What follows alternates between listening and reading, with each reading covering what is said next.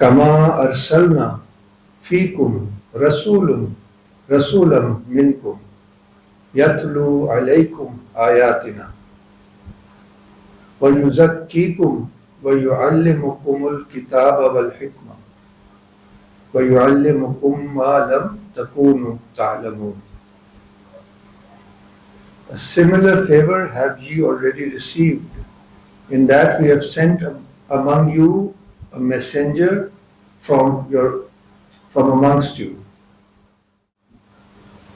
reciting to you our signs, ayat, and purifying you, yuzakkikum. Sanctifying you, and وَيُعَلِّمُكُمُ الْكِتَابَ وَالْحِكْمَةَ, اور وہ تمہیں کتاب سکھائے گا اور حکمت سکھائے گا. یہ الگ الگ چیزیں. وَيُعَلِّمُكُم مَّا لَمْ تَكُونُوا تَعْلَمُونَ, اور جو تم نہیں جانتے وہ سکھائے گا. اس میں پورا دین آ جاتا ہے. کیونکہ آج تھوڑی سی بات ہوگی لفظ زکوٰۃ اور تزکیے پہ بھی, سیکریفائس کے کانٹیکس میں, اس لیے یہ آیات چوز کی ہے سورہ البقرہ کی آیت 151 آنورڈس.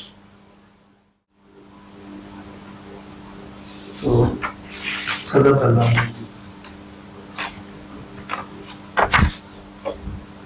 یہ اب میں روزۃ الشہداء ملا حسین وائز کاشفی رحمۃ اللہ علیہ کی 16th سینچری کتاب ہے.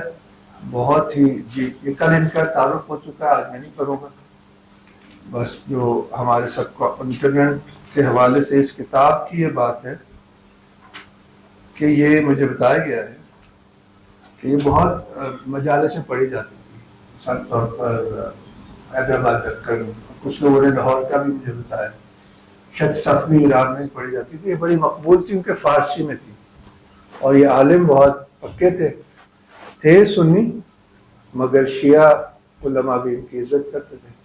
اس میں اس طرح لکھا ہے, حتمی بات یہ ہے کہ علامہ کاشفی حنفی المشرق سنی ہیں, اور غلبہ محبت اہل بیت کی وجہ سے شیعہ سنی دونوں فرقوں میں یکساں مقبول ہے. تو یہ ان کا کل رہ گیا تھا تعارف, اور یہ بات رہ گئی تھی کہ یہ عزاداری کے کلچر میں سب کانٹیننٹ میں پہلے بہت رائج تھی. یزید کی ولی عہدی, یعنی سیدنا امام حسن علیہ السلام کا وصال پاک ہو گیا تو امیر شام نے اپنے بیٹے کو اپنا ولی عہد مقرر کیا, اور اہل شام و عراق سے اس کی بیعت لینے کے بعد ارادہ کیا کہ اہل حجاز بھی اس امر کے موافق کریں. اہل مدینہ و مکہ نے اس سلسلے میں توقف کیا, جس سے عجیب واقعات ظہور میں آئے جن کا ذکر مبسوط کتابوں میں موجود ہے. یعنی کہ امام حسن کے ساتھ تو ایک ٹریٹی تھی نا, جب انہوں دستبردار ہوئے پھر ان کا انتقال ہو گیا تو اس نے اپنے بیٹے کو نومن آپ سب جانتے ہیں. باہر کیا ہے, حاکم شام کو اس سلسلے میں خود مدینہ منورہ میں آنے کی ضرورت محسوس ہوئی, اور سوائے 4 افراد کے لوگوں کو جریدہ بیعت میں داخل کر لیا. جن 4 افراد نے اس صورت میں بیعت سے انکار کیا, ان میں سے ایک امام حسین بن علی علیہ السلام, دوسرے حضرت عبد الرحمن بن ابی بکر رضی اللہ تعالیٰ عنہ, تیسرے حضرت عبداللہ ابن عمر رضی اللہ تعالیٰ عنہ, اور چوتھے عبداللہ بن زبیر رضی اللہ عنہ ہیں. ان پر سختی اور نرمی کے سب طریقے آزمائے گئے, مگر یہ لوگ نہ مانے, اور چاروں ساتھی مدینہ طیبہ سے مکہ مبارکہ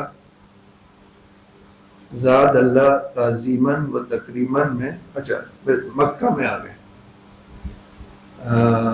میں تشریف لے آئے.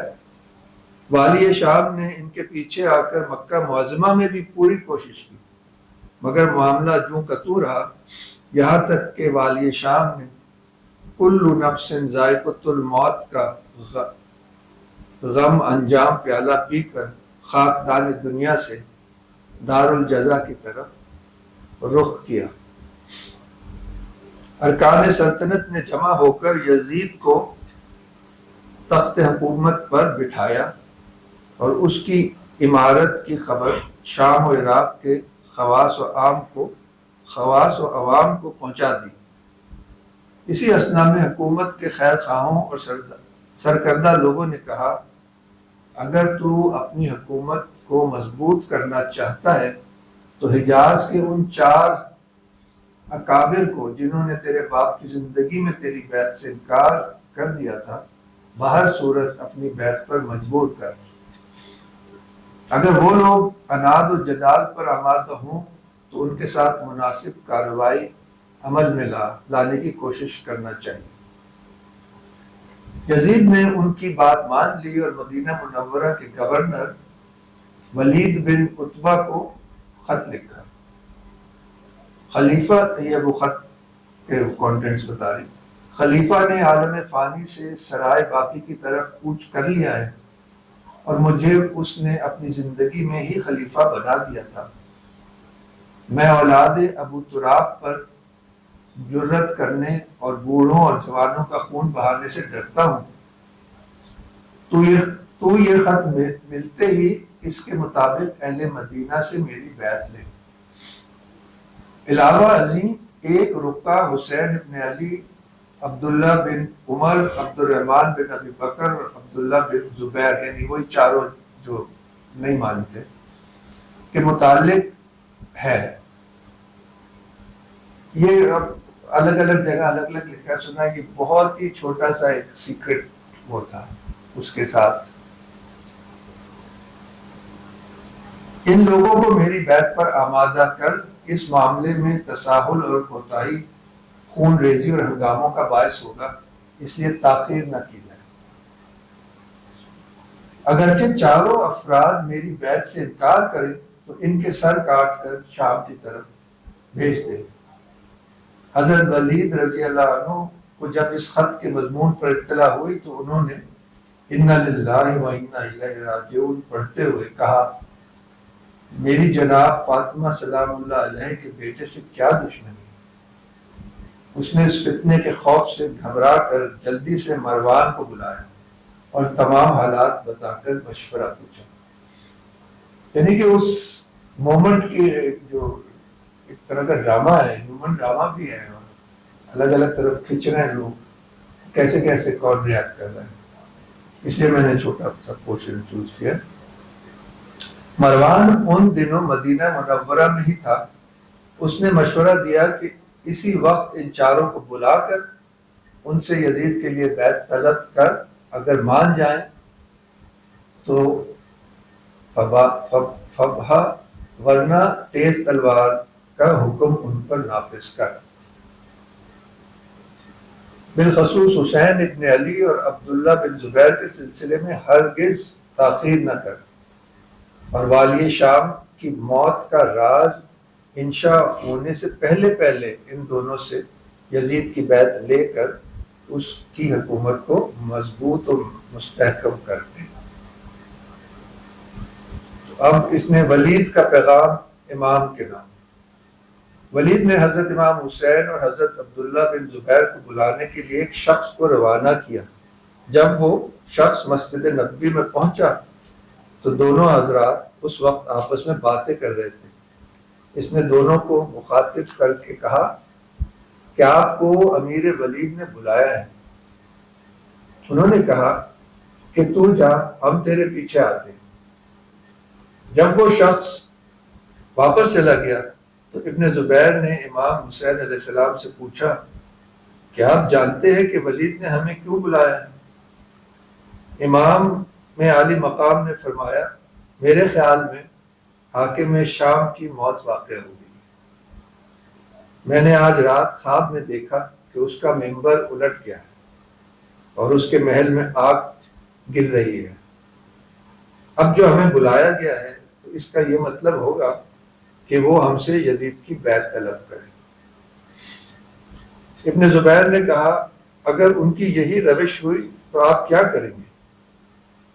امام علیہ السلام نے فرمایا، میں نے سنا ہے کہ یزید شراب اور غنا کا رسیہ ہے، اور ہم لوگ بقیہ آل رسول ہیں، ہم ایسے شخص کی اتباع کیسے کر سکتے ہیں؟ یہ دونوں حضرات ابھی یہ باتیں کر رہے تھے کہ ولید کے ایلچی نے دوبارہ آ کر کہا ولید آپ کا انتظار کر رہا ہے۔ امام علی مقام نے فرمایا یہ سب کیا ہے اور کس بات کی جلدی ہے؟ مجھے بلانے کی ضرورت نہیں، میں خود ہی آ جاؤں گا۔ قاصد نے واپس جا کر ولید کو صورتحال سے آگاہ کیا تو مروان لعین نے کہا اے ولید، حسین بغاوت پر آمادہ ہے، اس لیے وہ تجھ سے نہیں ملے گا۔ ولید نے اسے ڈانٹتے ہوئے کہا خاموش، خاموش رہ، حسین بد عہد نہیں ہے اور وہ جو وعدہ کریں گے اسے پورا کریں گے۔ یہ بڑا اس میں جگہ جگہ شعر ہیں، فارسی کے شعر ہیں۔ کو ملک بر صفت آدمی است، وہ تو ایک فرشتہ ہے آدمی کی شکل میں۔ اوست کے سر تا قدم مردمی است، وہ مرد ہے، سر سے پاؤں تک اپنی بات سے نہیں کرے گا۔ تاج وفا بر سر او افسر است، افسرش از فرق کے فلک برتر است۔ تو وہ تو تاجدار ہے، وہ تو فلک سے بھی اونچا ہے۔ روایات میں آتا ہے کہ حضرت ولید خدا ترس انسان تھے اور اہل بیت کا احترام و اکرام کرتے تھے۔ جب انہوں نے امام علی مقام امام حسین علیہ السلام کی وفاداری اور پاکیزگی کا اظہار کیا تو مروان خاموش ہو گیا۔ یہ واقعی حصہ پڑھو۔ امام حسین کی ولید سے ملاقات۔ امام حسین علیہ السلام ولید کے قاصد کو واپس کرنے کے بعد جب اپنے گھر تشریف لے گئے اور اپنے 30 غلاموں اور موالی کو مسلح کر کے فرمایا ہمارے ساتھ دارالعمارت کی طرف چلو اور ولید کے دروازے پر بیٹھ جانا، اگر میری آواز بلند ہوتے سنو تو فوراً اندر آ جانا، اور جب تک تمہیں یقین نہ آ جائے کہ وہ لوگ میرے قتل کا ارادہ رکھتے ہیں تو اس وقت تک کسی سے جھگڑا نہ کرنا۔ بعد ازاں امام علی مقام سیدنا امام حسین علیہ السلام نے رسول اللہ صلی اللہ علیہ وآلہ وسلم کا عصا مبارک ہاتھ میں لیا اور اپنے موالی کو دوبارہ ہر بات سمجھانے کے بعد ولید کے گھر تشریف لے گئے اور دیکھا کہ ولید مروان کے ساتھ بیٹھا ہوا ہے۔ جب آپ ان کے پاس پہنچے تو ولید نے اٹھ کر آپ کی تعظیم کی۔ آپ نے اپنی جگہ بیٹھ کر فرمایا مجھے کس لیے بلایا گیا ہے؟ انہوں نے باپ کی وفات اور بیٹے کی بیعت کے سلسلے میں تمام باتیں آپ پر آشکار فرما دی۔ آپ نے فرمایا مجھ جیسے شخص کا چھپ کر بیعت کرنا مناسب نہیں۔ کل اس خبر کا اعلان کر کہ سب لوگوں کو جمع کرو، اس وقت جو مناسب ہوگا عمل میں لایا جائے گا۔ سب کے سامنے اے ابا عبداللہ، آپ نے نہایت سنجیدہ اور مناسب گفتگو فرمائی ہے، آپ بس صد شوق واپس تشریف لے جائیں اور کل دوبارہ تشریف لے آئیں۔ ولید نے بات ختم کی تو مروان نے اسے کہا اے امیر، حسین کو ابھی پکڑ لے، اگر تو نے اسے ایک مرتبہ چھوڑ دیا تو دوسری بار اسے پکڑ لینے پر قادر نہیں ہو سکے گا۔ اسے پکڑ کر قید کر لیا جائے یہاں تک کہ یہ یزید کی بیعت کرے، اور اگر انکار کرے تو اس کا سر کاٹنے کا حکم دیا جائے۔ امام حسین علیہ السلام نے سن کر غضبناک ہو گئے اور مروان کی طرف دیکھ کر فرمایا اے ابن زرقہ، کس کی طاقت ہے کہ میرے متعلق ایسی حرکت کا خیال بھی کر دل میں لا سکے؟ تو میرا سر کاٹنے کا حکم دے کر دیکھ لے، جو شخص بھی اس ارادے سے میری طرف بڑھے گا میں اس کے خون سے زمین کو رنگین کر دوں گا۔ پھر آپ نے ولید کو مخاطب کرتے ہوئے فرمایا تو جانتا ہے ہم اہل بیت نبوت اور معدن رسالت ہیں، ہمارا گھر مقام رحمت اور فرشتوں کے آنے کی جگہ ہے، ہم یزید کی بیعت کس طرح کر سکتے ہیں جبکہ وہ شراب پیتا ہے اور مختلف قسم کے فسوق اس سے صادر ہوتے ہیں۔ کل جب انعقاد مجلس ہوگا تو جو کچھ کہنا ہوگا ہم کہیں گے اور سنیں گے اور دیکھیں گے کہ خلافت کا زیادہ مستحق کون ہے۔ جب امام عالی مقام امام حسین علیہ السلام کی آواز بلند ہوئی تو دروازے پر بیٹھے ہوئے آپ کے غلام دارالعمارہ کے اندر آنا چاہتے ہی تھے کہ آپ تیزی کے ساتھ باہر آ گئے اور انہیں اندر جانے سے منع فرما دیا اور اپنے بیت اشرف کو تشریف لے گئے۔ صلوات پڑھ لیجیے۔ اللہم صلی علی سیدنا محمد وعلی آلہ وسلم۔ جیسے کل میں کہا تھا کہ آج اس جو 3 محافل کا سلسلہ ہے، اس میں ہم گاہے بگاہے کوشش کریں گے کہ جو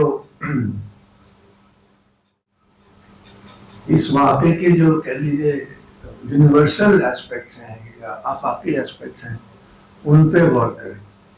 واقعہ تو آپ سب کو پتہ ہے اور اس کی ظاہر ہے بہت زیادہ اسلام میں اہمیت بھی ہے، تو کچھ گزارشات پیش کروں گا، اس پہ آپ رسپونڈ بھی کر سکتے ہیں کہ اگر اس میں کچھ ایڈ کرنا چاہیے کوئی اور جہد آپ کے سامنے آئے، کیونکہ اس کو سپریم ذبح عظیم بھی کہا جاتا ہے، ان اے سینس سپریم سیکریفائس کہا جاتا ہے۔ تو یہ جو ایک اصول ہے سیکریفائس کا، اس پہ میں غور کرنے لگا۔ اس کا معنی ہم نے دیا ہے the metaphysics of sacrifice and its cosmological, religious and personal یا individual manifestation۔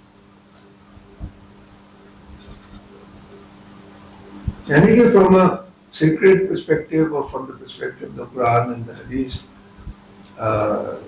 Islamic perspective، چیزیں کو رینڈم نہیں، دنیا کا جو نظام ہے وہ رینڈم یا کیوٹک نہیں ہو سکتا، یہ بنیادی چیز ہے۔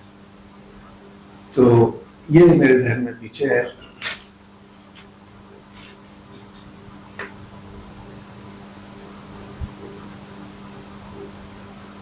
یعنی کہ what is the ultimate reason why sacrifice is important in religion، ہمارے ذہن میں فوراً آتا ہے زکوٰۃ دینا، مال کی سیکریفائس ہوتی ہے، اور زکوٰۃ جو لفظ ہے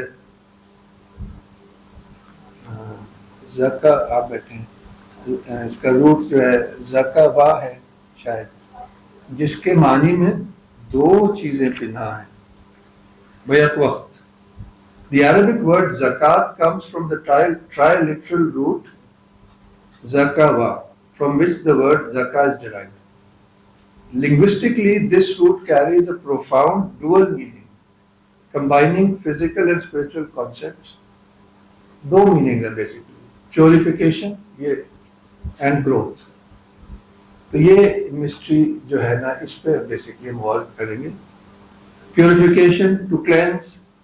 In the context of Islam, zakat cleanses wealth and property of greed and purifies the giver's heart of selfishness. Growth and increase, to grow, thrive or increase in blessing، یہ اس کا مطلب میں شامل ہے۔ It signifies that charitable giving not only benefits the recipient but causes the giver's remaining wealth and spiritual reward to grow.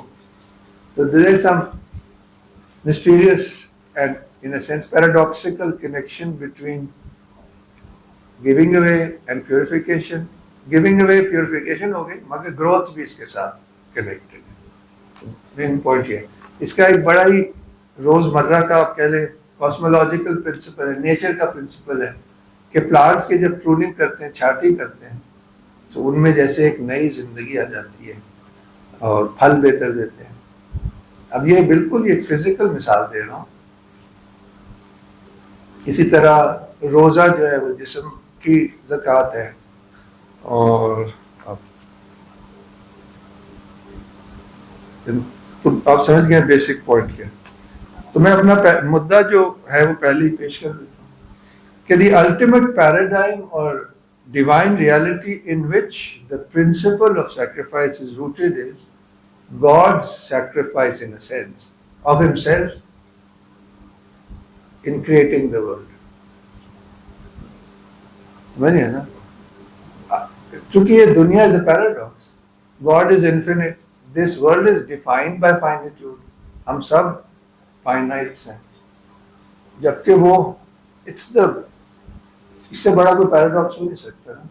یہ بھی ہمیں پتہ ہے کہ دنیا جو ہے خدا اپنے آپ کا اظہار کرتا ہے.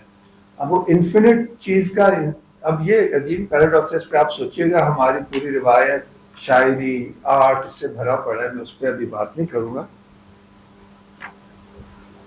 In a sense, if he is the infinite, his infinity is denied or sacrificed to create limited creation.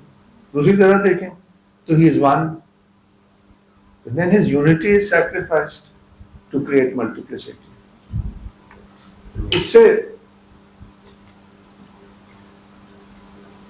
تو ہمارا اس کی ایک بہت خوبصورت انہی دو پوائنٹس پہ کہ he is one and he is infinite and he is perfect. کسی نے کہا کہ یہ سب سے مکمل ڈیفینیشن آف گاڈ ہے. The absolute, that is one, absolute infinite perfection.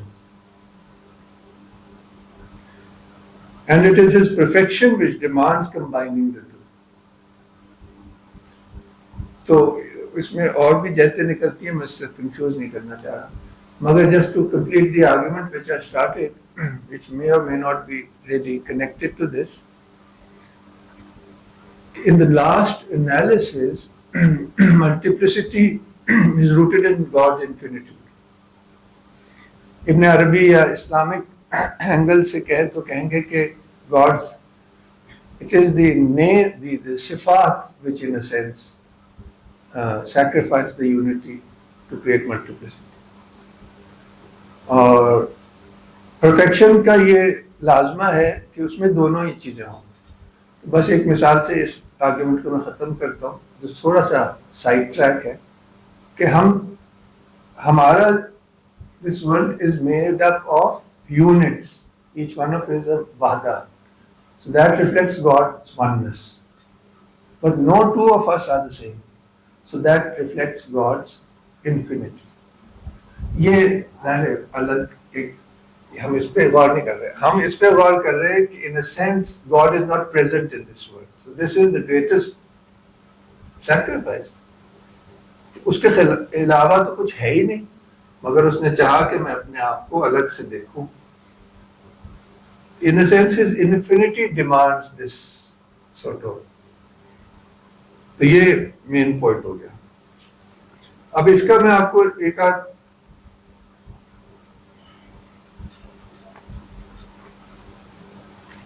اس کو ہم ایسے بھی اس سرکل کو میرے خیال سے کمپلیٹ کر لینا چاہیے. If God sacrifices himself to create the world, then man has to sacrifice himself in order to be reintegrated into the spirit and through the spirit into God. اصل میں پورا ورنہ سمجھ نہیں آئے گی نا کہ اب اس سے حاصل کیا ہوگا. سیکریفائس سے حاصل کیا ہوگا کہ ایک رینیول حاصل ہوگا. اور یہ اس لیے آپ کو دنیا کے سب ٹریڈیشنز میں ایک رینیول ملتا ہے at the end of the year اور at the beginning of the year. اس میں عموماً سیکریفائس بھی ہوتی ہے. کرسمس از ون ایگزامپل, مگر ایک بہت ہی زبردست ایگزامپل ادھر اس زمین سے ہے کہ جو سینٹرل ایک جو ہندو کریشن میتھ ہے اس کو وہ ایبسٹریکٹ آئیڈیاز کو وہ اینتھروپومورفک بنا دیتے ہیں, کوئی کانکریٹ سمبل کے تھرو بیان کرتے ہیں. تو وہ کہتے ہیں کہ وہ جو یونیفائڈ امیج آف گاڈ اور گاڈ ایز پروش کہتے ہیں, God's unity beyond time and space. The Purush جس کو ہم انسان کامل کہیں گے, God's reflection of himself within himself. اس میں تو ابھی یونٹی میں ہی ہے وہ. ہم جیسے کہتے ہیں اللہ میاں نے اپنے نور سے نور لیا اور کہا کہ تم محمد ہو، پھر اس نور سے کائنات کو پیدا کیا. یہ ہمارے یہاں ایک ہے روایت. اس کو انہوں نے اس طرح بیان کیا کہ وہ جو نور مقید تھا within the God's unity, that was sacrificed by the angels into اس کے ٹکڑے ٹکڑے کر دیے گئے. اس سے ظاہر امام حسین کے ساتھ جو ہوا وہ بھی ذہن میں بڑی اسٹرانگلی آتا، اور وہ ٹکڑے جو ہے وہ کرنا، یعنی کہ the oneness was sacrificed to create multiplicity.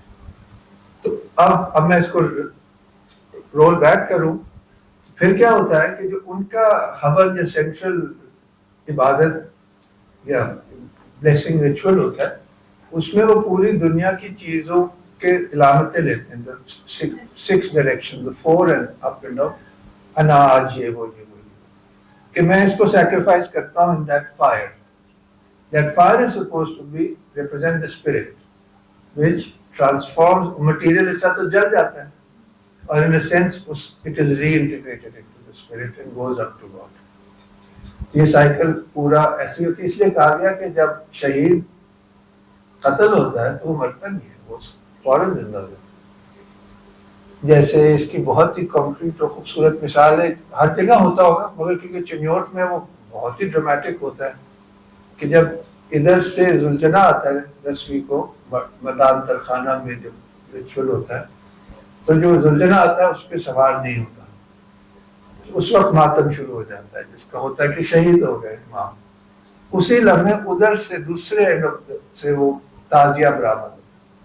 تو وہاں جو کرافٹسمین ہیں ہمیں پھر بتاتے ہیں کہ بھی جو شہید ہے اس کو جنت میں محل کا وعدہ ہے، جیسے ہی وہ شہید ہوتا ہے اس کا جنت کا محل. تو یہ سمجھاتے ہیں کہ تازیہ جو ہے صرف ان کا کو مقبرہ نہیں ہے، یہ ان کا جنت کا محل روضہ ہے.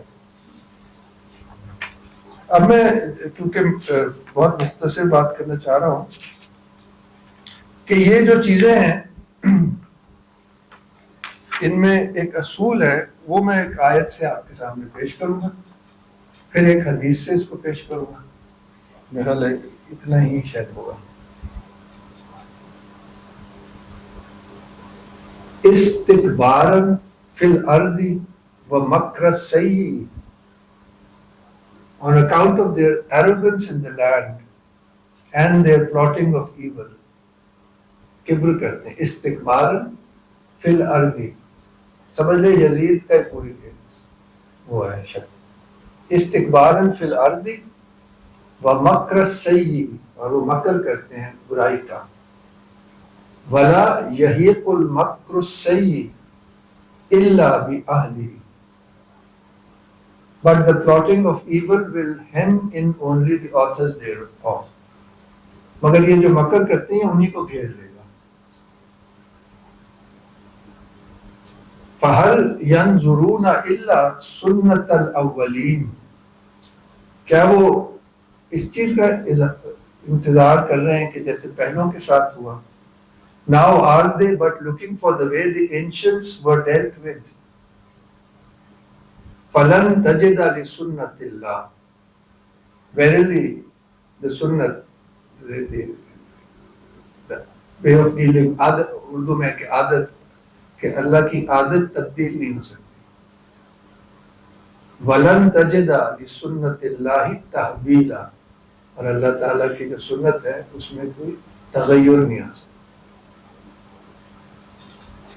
تو بظاہر وہ ہار تھی مگر شک کبھی جیت نہیں سکتا. یہ بھی اللہ کی سنت ہے. یعنی کہ اب یہ ہسٹری کی بات کریں مگر وہ جو پیراڈائم ہے وہ سیلیسٹیل رہے گا. ایک پھر حدیث یہ بہت اہم ہے ان دا سینس، حج الوداع کے موقع پہ عرفات پہ حضور نے خطبہ وداع دیا تھا. اس میں ایک جملہ ہے، یہ آپ کی نظر کروں گا. الزمان قد استدار کہیئتہ یوم خلق السماوات والارض.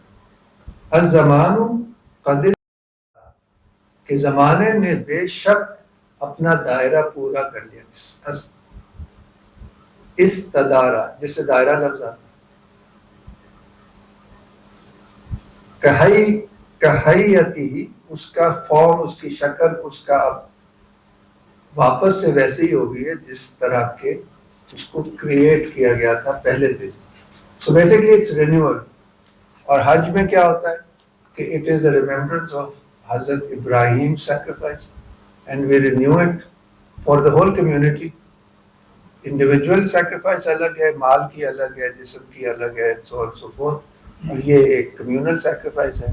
اینڈ حضور فرما رہے ہیں. اچھا ایک اور اس میں خوبصورت سوری ہے. الزمان قد استدار کہیتہ یوم خلق السماوات والارض السنۃ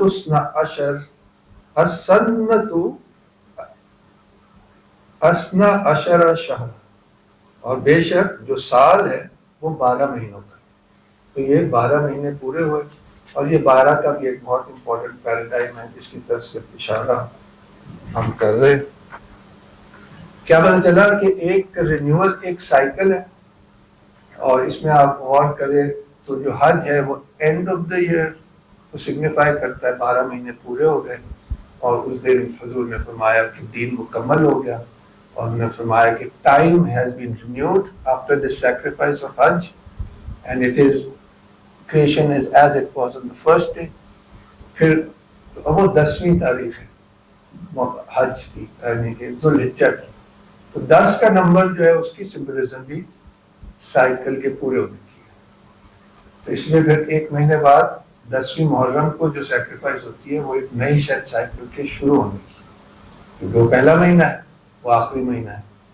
یہ بھی مطلب کہ ایک چیز سوچنے کی ہے کہ وہ جو پیراڈائم ہے اس میں دونوں چیزیں چاہیے. اس کو آپ ایسے بھی ایک مثال تقریباً ختم ہو گیا. مثال اس کی ایک میں ذہن میں آ رہی تھی کہ یہ پھر ہمارے ذہن میں سوال اٹھتا ہے کہ بھئی حضور کے بعد یہ کیسے ہو گیا، اس میں پھر کیا اصول ہوگا. اس پہ آپ بھی سوچیے گا. جو مجھے تھوڑا سمجھ آیا میں آپ کے سامنے پیش کرتا ہوں کہ سارا کچھ موجود ہوتا ہے اس بیج میں. پورا درخت اس بیچ میں موجود ہوتا ہے. there is nothing lacking. So that I would say is the time of the prophet. Everything is there, including the 4 caliphs کہ وہ کچھ اس کے اثرات چلتے رہے. And then there is a period of obscurity when the seed is buried under the ground.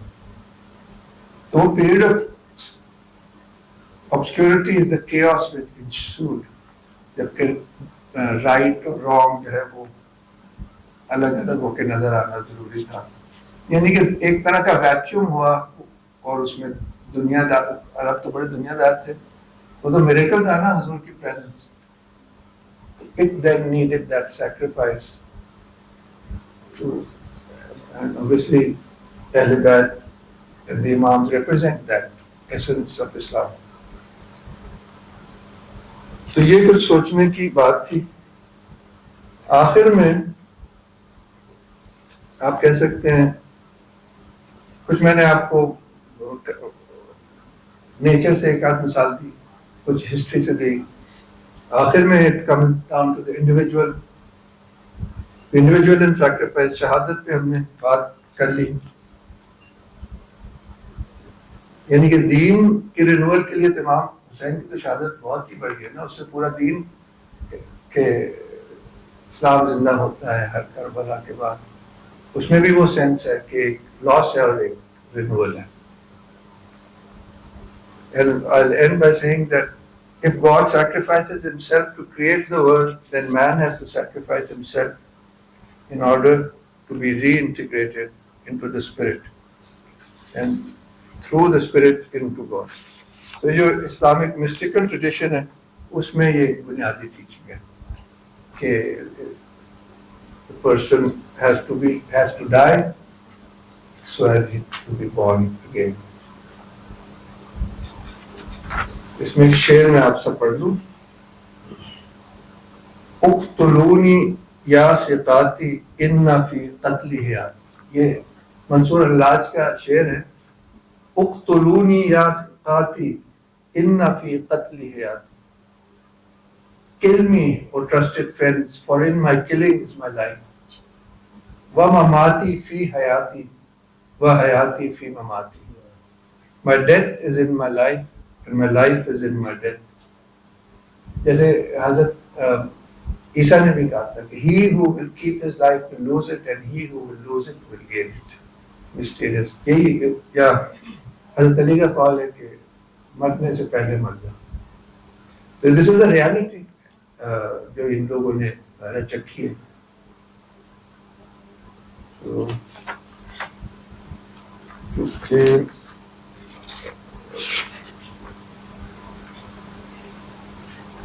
ہے تو چھوٹی سی ٹیکنیکل بات کیونکہ مگر ہم نے کل شیئر دی تھی تو اس آیت پہ میں ختم کروں گا. سورہ الفجر کی آخری آیت ہے کہ the reintegration of the individual into the spirit and through the spirit into God. یہ مجھے اس طرح سمجھ آئی کہ جب وہ ہون کی میں ایکسپلینیشن پڑھ رہا تھا اس میں یہی تھا کہ the fire represents the spirit which transform. یہ مجھے لگتا ہے اس آیتوں میں یہ اس کا اظہار ہوتا ہے. یا ایتھا النفس المطمئنہ, یہ تو آپ سمجھتے ہیں. O thou soul in peace and satisfaction, ارجعی الی ربک راضیۃ Marziya, come back thou to thy Lord, well pleased and well pleasing unto him.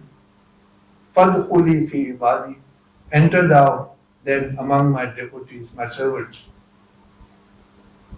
وادخلی جنتی, enter thou my paradise. اس میں ابن عربی کی جو عرفانی تفسیر ہے اس میں کہا گیا ہے کہ فادخلی فی عبادی is the paradise of the spirit, paradise یا پھر اور لوگ بھی. وادخلی جنتی is the paradise of the essence of God, it's God himself. اس لیے کہا, جیسے کل میں کہہ رہا تھا کہ حضور پاک نے اپنے وفات کے وقت شاید یہ جملے کہتے ہیں کہ he was looking forward to paradise and the meeting with God. تو اس آیت کے جیسے مطابق ہے. Thank you.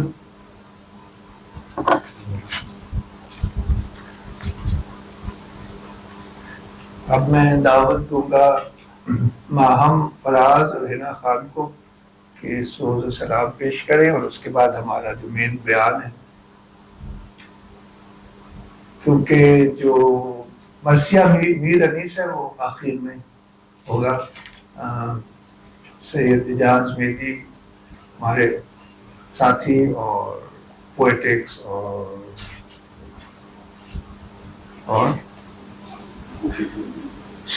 پولیٹکس کے استاد ہیں, ٹیچر ہیں, ساتھی ہیں, وہ آئے ہیں خصوصاً کراچی سے, ابھی پہنچے تو سانس لے لیں تو پھر آپ کو روایتی انداز سے مرثیہ میر انیس سنائیں گے.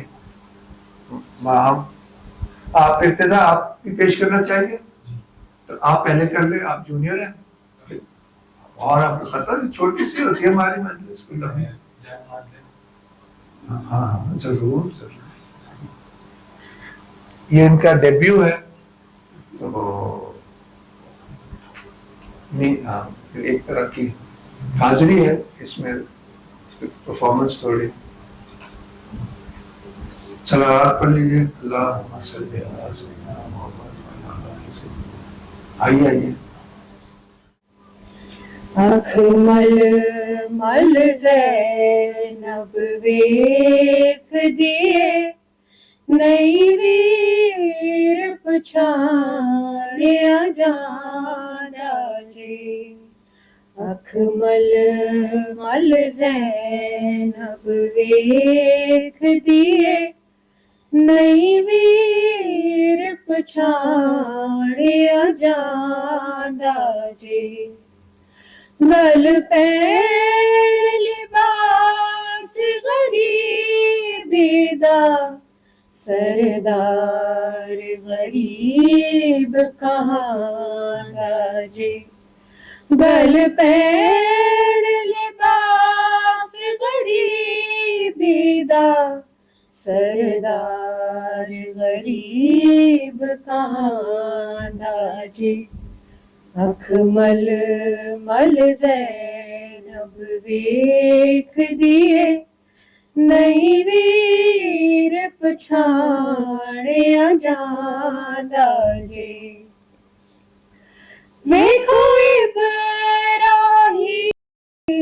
खलील खुदा बरछी ते कले जाक बरदा कल्ला लाल बतूल दा सल्ले अला पयालाश जवान दी चांदा जे कल्ला लाल बतूल दा सल्ले अला पयालाश जवान दी चांदा जे अकमल मल ज़ैनब वेख दिए नहीं वीर पछाणिया जांदा जे बिन कफनु पीर शबीर दिसे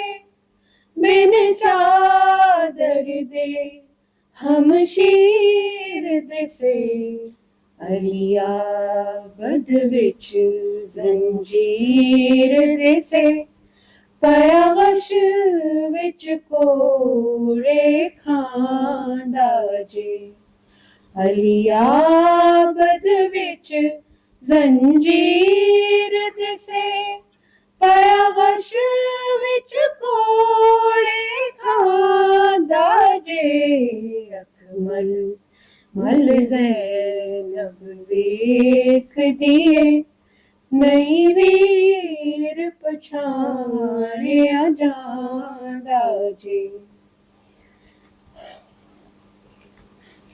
बीमार तसव्वुर कर दीजे असगर नू सकी ना फड़ दीजे गल्लां तो तलियां विच गोदी दे हमशीर नू वीर सुनांदा जे गल्लां तो तलियां विच गोदी दे हमशीर नू वीर सुनांदा जे अकमल मल ज़ैनब वेख दिए नहीं वीर पछाणिया जांदा जे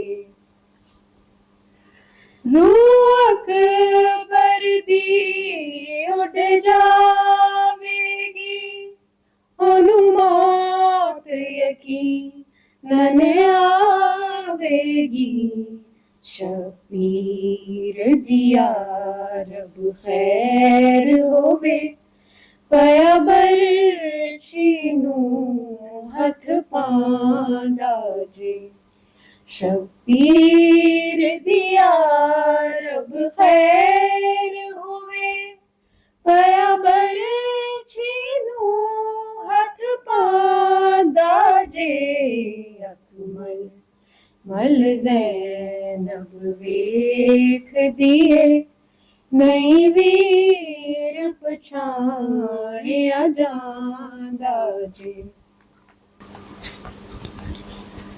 ओदा गाज़ी कमर नू तोड़ गया ओदा कासम जिगर मरोड़ गया ओदा अकबर नजर विछोड़ गया ओनू रास्ता नजर ना आंदा जे ओदा अकबर नजर विछोड़ गया ओदा रास्ता नजर ना आंदा जे अकमल मल ज़ैनब वेख दिए नहीं वीर पछाणिया जांदा जे گل حق دی نثار تو قید کھری جنوں غیرت نہیں جے زینب دی پوچھو سنو پاک محمد دا کیوں کلمہ گو کہلاندا جے پوچھو سنو پاک محمد دا کیوں کلمہ گو کہلاندا جے اکمل مل زینب ویکھ دیے نئی ویر پچھاڑیا جاندا جے گل پین لباس غریبی دا سردار غریب کہاں دا جے گل پین لباس غریبی دا سردار غریب کہاں دا جے اکمل مل زینب ویکھ دیے نئی ویر پچھاڑیا جاندا جی. ڈاکٹر سید عباس ذوالقرنین نقوی صاحب جو ہماری ٹیم کا بڑا اہم حصہ ہیں ان کو دعوت دوں گا. کربلا دی ایمبوڈیڈ مینیفیسٹیشن آف توحید. بسم اللہ. اس سے پہلے کہ میں آغاز کروں میں یہ بتانا چاہوں گا کہ انگلش اور اردو مکس ہوگا. اس میں جتنے بھی ریفرنسز ہیں قرآنک ریفرنسز اور باقی وہ انفارچونیٹلی ان کی ٹرانسلیشن انگریزی میں اردو میں نہیں ہے. تو اب شروع کرتے ہیں. اچھا دیکھیں میں اس کوشچن سے آغاز کروں گا اپنی ٹاک کا کہ جو اسلام کی بنیاد کیا ہے, مطلب what is the central idea in Islam. Islam کی جو کہہ لیں بلڈنگ ہے وہ اس کی فاؤنڈیشن کیا ہے, تو اس کا جواب ایک ہی ہے, وہ ہے توحید. دی سینٹرل آئیڈیا ان اسلام از توحید. اب امام حسین کی جو آپ کہہ لیں اپرائزنگ یا جو ریزسٹنس ہے یا ان کی جو تحریک تھی, ان کو یہ ضرورت کیوں پیش آئی کہ وہ یزید کے خلاف آواز اٹھائیں, کیونکہ جو توحیدی شناخت ہے اسلام کی وہ خطرے میں تھی. جیسے ابھی تیمور صاحب نے تھوڑی دیر پہلے کہا تھا کہ obscurity کا فیز تھا, تو اس میں وہ جو خطرہ تھا وہ یہی تھا کہ جو توحیدی بنیاد ہے, جو توحیدی شناخت ہے اسلام کی, وہ خطرے میں تھی. تو اور آپ یہ کہہ لیں کہ جو امت ہے وہ امت کے ہاں کہہ لیں کہ کنفیوژن پائی جاتی تھی, ایک ابہام پیدا ہو گیا تھا کہ توحید کیا ہے. جو بنیادیں اسلام کی ان کے بارے میں ابہام پیدا ہو گیا تھا. تو ایک مواحد کے طور پہ, اہل توحید کے طور پہ یہ لازمی تھا امام حسین کے لیے کہ وہ توحید کا نعرہ بلند کرے. تو اب اسی کے گرد ہماری ساری ڈسکشن ہوگی. اچھا, اب ظاہری بات ہے چونکہ بنیادی توحید ہے امام حسین کے جتنے بھی اقدامات تھے, تو ایک مقدماتی بحث بھی ضروری ہے کہ توحید کیا ہے اسلام کی نظر میں. اب توحید جو ہے وہ ظاہری بات ہے قرآن جو ہے اسی سے سب رجوع کرتے ہیں. قرآن نے توحید کی تعریف کی ہے, لیکن پھر اس کو انٹرپریٹ فلاسفہ نے بھی کیا ہے اور صوفیہ نے بھی کیا ہے. تو میں ایک مقدماتی کہہ رہے ہیں گفتگو کروں گا بریفلی, اور پھر ہم امام حسین کی طرف آئیں گے, اس کو ریلیٹ کریں گے امام حسین کی اقدام سے. تو قرآن مجید میں تو آپ سب جانتے ہیں جو سورۃ اخلاص ہے پرائمریلی اسی کو کوٹ کیا جاتا ہے توحید کے کانٹیکس میں. تو یہ سورت جو ہے وہ شروع ہوتی ہے قل هو اللہ احد, سے ہی از اللہ دا ون. اچھا اب یہ جو اسٹیٹمنٹ ہے کہ ہی از اللہ دا ون، اللہ واحد ہے، ایک ہے. اچھا اب یہ جو وننس ہے اس کو جو سب سے بیسک لیول ہے، مطلب اگر آپ میسز کے لیول پہ بات کریں تو اس کو ایک فرد کے طور پہ بھی سمجھا جا سکتا ہے. جیسے ہم سب افراد ہیں، میں ایک فرد ہوں، ہر انسان ایک فرد ہے، تو اسی طرح ہو سکتا ہے خدا بھی ایک فرد ہو، ون امنگ مینی. اب اس کو ٹیکنیکلی کہا جاتا ہے کہ ایرتھمیٹک یونٹی. لیکن ظاہری بات ہے یہ جو انڈرسٹینڈنگ ہے یہ بڑی بیسک لیول انڈرسٹینڈنگ ہے. یہ توحید کو سمجھنے کے کانٹیکس میں اس کے ساتھ انصاف نہیں آپ کریں گے اگر آپ وننس آف گاڈ کو اس طریقے سے سمجھیں گے ایز ایرتھمیٹک یونٹی. اور نہج البلاغہ میں امام علی کا ایک قول ہے، میں آپ کو سامنے رکھتا ہوں. امام کہتے ہیں کہ الواحد لا بتاویل عددی، he is one but not in the numerical sense. تو امام علی نے تو اس کو رد کر دیا ہے کہ جو وننس آف گاڈ ہے اس کو آپ ایرتھمیٹک یونٹی جو ہے اس کی سینس میں اس کو انڈرسٹینڈ نہیں کر سکتے. تو پھر کس طرح کر سکتے ہیں؟ اچھا اب وننس آف گاڈ کو سمجھنے کے لیے فلاسفہ نے بھی کاوشیں کی ہیں. جیسے ان میں سب سے جو نمایاں ہے فلاسفر ابن سینا ہے. جیسے وہ کہتے ہیں کہ وہ جتنے بھی کہہ لیں موجودات ہیں ان کو دو گروپس میں ڈیوائڈ کرتے ہیں. وہ کہتے ہیں ایک ہے اللہ اور ما سوا اللہ، گاڈ ادر دین گاڈ.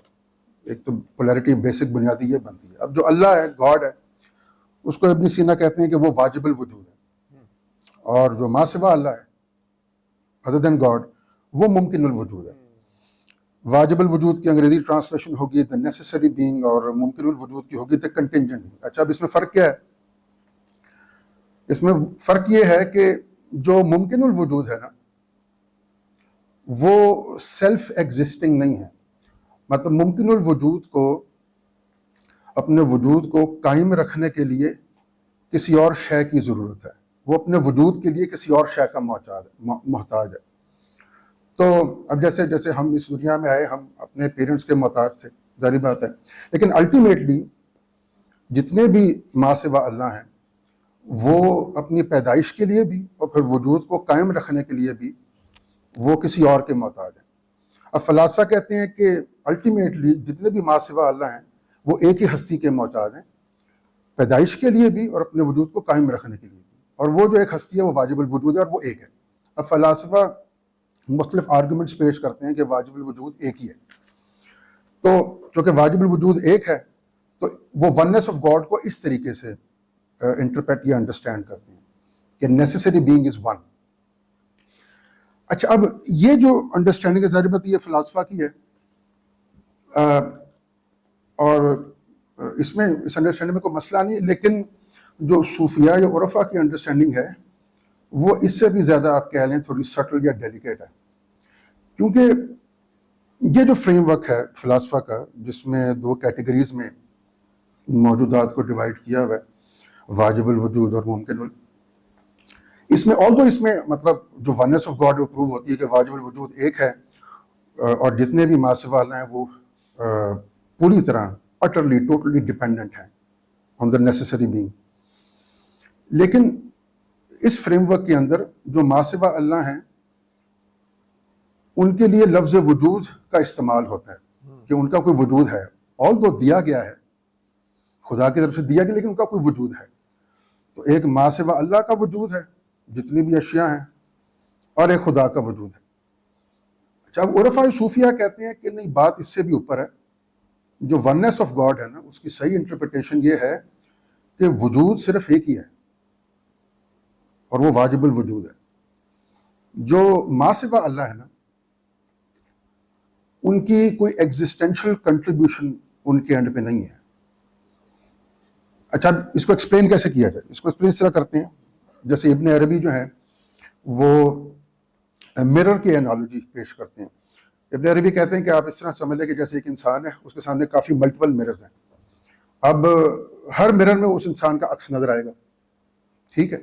تو وہ کہتے ہیں کہ یہ جو انسان ہے آپ سمجھ لیں کہ وہ واجب الوجود ہے، ذات خدا بندی، اور جتنے بھی مررز ہیں وہ ما سوا اللہ ہیں، اور وہ اسی ایک ذات جو ہے اس کو ڈسکلوز کر رہے ہیں. تو عرفا کے نزدیک ما سوا اللہ کا سٹیٹس وہی ہے جو مررز کا ہے. ٹھیک ہے، تو اب اس کی ٹیکنیکل جو اس لینگویج اس کو کہا جاتا ہے کہ جتنے بھی ما سوا اللہ ہیں they are loci, locus of manifestation. تو اب لوسائی یا لوکس کو کہتے ہیں دے آر مررز. ٹھیک ہے، اب وہ لوسائی ہیں، ان کے تھرو ایک ہی وجود ہے جو اپنے آپ کو ظاہر کر رہا ہے. جو لوسائی ہیں ان کا اپنا کوئی وجود نہیں. ٹھیک ہے، وہ آپ کہہ لیں کہ صرف سبب بن رہے ہیں، چینل بن رہے ہیں ایک ہی وجود کو، اس کے مختلف ایسپیکٹس کو ظاہر کرنے کے. اب دیکھیں نا، اگر مختلف طرح کے مررز ہوں، کنویکس کنکیو مرر، چھوٹی کلاس میں آپ نے پڑھا ہو، کنویکس مرر ہوتے ہیں، کنکیو مرر ہوتے ہیں، مختلف پراپرٹیز کے مررز ہوتے ہیں. اب مررز کی پراپرٹیز چینج کرتے جائیں تو جو عکس پڑے گا مرر پہ وہ بھی چینج ہوتا جائے گا. تو آپ یہ سمجھ لیں کہ جیسے جو مختلف آپ کو جو ڈائیورسٹی نظر آتی ہے پوری عالم خلق میں، تو وہ اسی وجہ سے ہے کہ مررز جو ہیں ان کی پراپرٹیز مختلف ہیں، ورنہ ہستی ایک ہی ہے جو ڈسکلوز ہو رہی ہے. تو وجود ایک ہی ہے بس. تو ہمارے اینڈ پہ کوئی وجودی کنٹریبیوشن، ہمارا اپنا کوئی وجود نہیں. عرفا یا صوفیہ کے نزدیک ہم ایک ہی وجود کے مختلف پہلوؤں کو ڈسکلوز کر رہے ہیں. تو اچھا، اب تو اس سے تو پھر یہ پتہ چلا کہ ما سوا اللہ تو پھر جو بھی کچھ ہے وہ تو ایک لحاظ سے تو قابل ذکر ہی نہیں ہے. اگر کسی شے کے بارے میں، کسی ہستی کے بارے میں کوئی ذکر کیا جا سکتا ہے، کچھ کہا جا سکتا ہے، تو وہ ایک ہی ہستی ہے، واجب الوجود ذات خدا بند، یا اسی ہستی سے ریلیٹ کر کے ما سوا اللہ کے بارے میں بھی کچھ کہا جا سکتا ہے. اب جو ریفلیکشن ہے، ظاہری بات ہے، آپ دیکھ لیں کہ وہ اٹرلی ٹوٹلی ڈپینڈنٹ ہے اس ہستی پہ جس کی وہ ریفلیکشن ہے. ٹھیک ہے کہ نہیں؟ تو اب ریفلیکشن کو دو طرح سے دیکھا جا سکتا ہے. ایک تو یہ کہ وہ اگر آپ اس ریفلیکشن کو کٹ آف کر دیں اس کی سورس سے، تو پھر ریفلیکشن کی کیا حیثیت رہ جائے گی؟ کچھ بھی نہیں، نتھنگ. تو ریفلیکشن کے بارے میں اگر کچھ کہنا ہے آپ نے، اس کے بارے میں کوئی تذکرہ کرنا ہے، تو وہ in relation to that entity ہے جس کی وہ ریفلیکشن ہے. تو ما سوا اللہ اگر قابل ذکر ہوں گے تو وہ ان ریلیشن ٹو واجب الوجود ہیں جن کا وہ، جس کو وہ ڈسکلوز کر رہے ہیں. اچھا، اب جو شہادہ ہے، فرسٹ شہادہ لا الہ الا اللہ، اس کی بھی ٹرو انٹرپریٹیشن یہی ہے جو ابھی تک میں نے آپ سے بات ڈسکس کی ہے. بیسیکلی دیکھنا، لا الہ الا اللہ کیا ہے؟ There is know God accept اللہ. تو پہلے نفی ہے، پھر اثبات ہے. وہ نفی کس سینس میں ہے؟ نفی ہے کہ ما سوا اللہ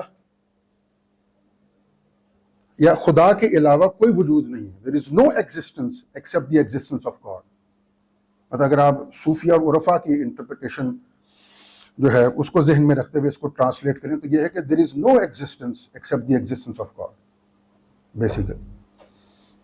اور عالم خلق میں جو بھی ظاہر ہوتا ہے وہ اسی ایک وجود کے ڈسکلوجر ہے، اسی کے مظاہر ہے. اچھا، اب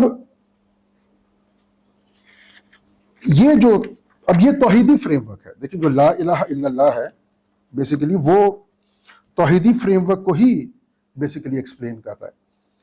اور عرفا کے نزدیک، میں قرآنک آیت آپ کے سامنے پیش کرتا ہوں، اور عرفا کے نزدیک جو میں نے آپ کو عرفا کی انٹرپریٹیشن بتائی ہے وہ اسی قرآنک آیت کی تفسیر ہے، اور بڑی مشہور ہے، بڑی مرتبہ کوٹ بھی ہوتی ہے.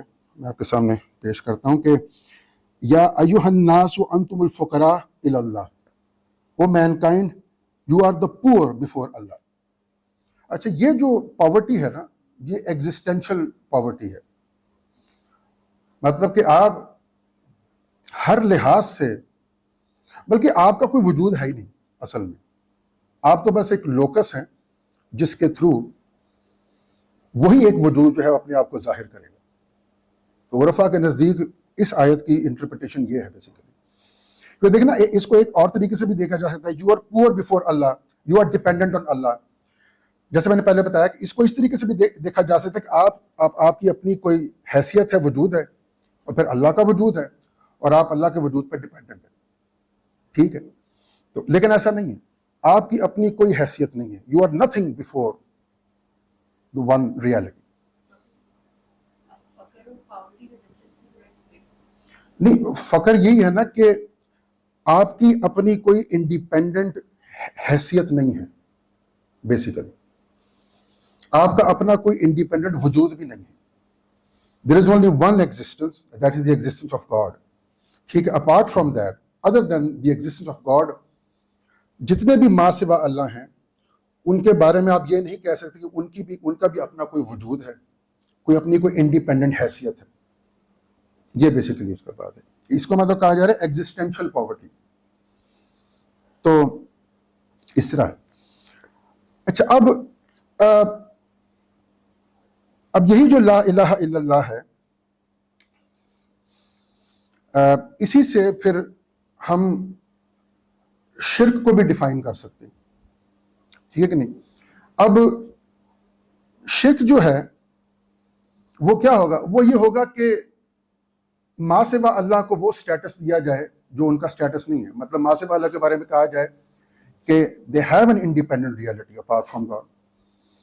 جتنے بھی ماں سوا اللہ ہیں, ٹھیک ہے, ان کو وہ ایسی کوالٹیز اسائن کی جائیں, ٹھیک ہے, جو وہ ڈیزرو نہیں کرتی.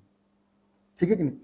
تو اگر میں ان شارٹ اگر سمری اگر میں بیان کرنا چاہوں تو بیسیکلی وہ یہ ہوگا کہ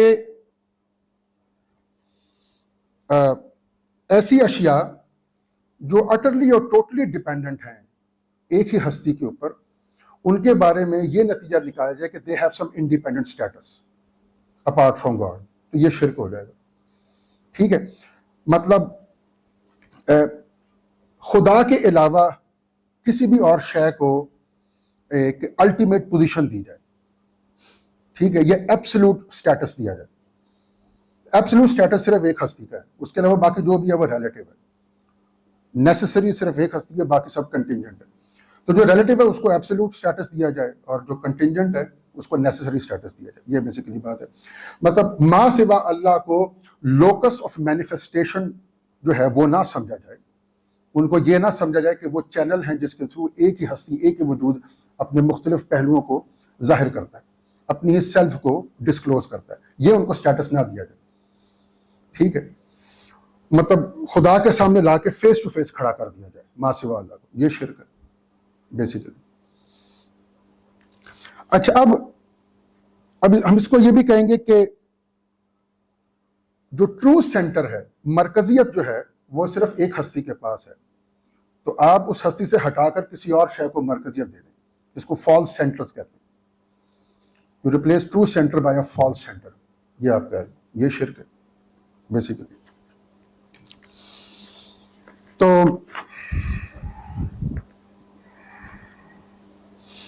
اچھا, اب وہ جتنی بھی چیزیں جن کو آپ مرکزیت دیں گے, ان کو انڈیپینڈنٹ سٹیٹس دیں گے, ان کو فالس سینٹر بنائیں گے, وہ آئیڈل بن جائیں گے, بت بن جائیں گے. ٹھیک ہے کہ نہیں؟ اچھا, کچھ بت جو ہیں جیسے اب ہندوؤں کے بارے میں کہا جاتا ہے بت پرست ہوتے ہیں, یا جو زمانے جاہلیت تھا رسول اکرم کی پیدائش سے پہلے, تو جو عرب کے بارے میں کہا جاتا تھا کہ جی وہ بت پرست تھے. اچھا, اب یہ تو ایسے جو بت ہیں جو خارج میں ہیں, کچھ باطنی بت بھی ہوتے ہیں. تو بت تو ہر طرح کا ہوتا ہے. ہر وہ چیز جس کو آپ الٹیمیٹ سٹیٹس, ایبسولوٹ سٹیٹس دے دیں گے, جس کے تابع آپ ہو جائیں گے, تو وہ آپ کا بت بن جائے گا, اور وہاں پھر آپ جسے کہتے ہیں شرک کر بیٹھیں گے. یہی بات ہے. تو اب جیسے اسی حقیقت کو واضح کرتا ہے قرآن یہ کہتا ہے کہ سوری میں ذرا نظر کم آ رہا ہے.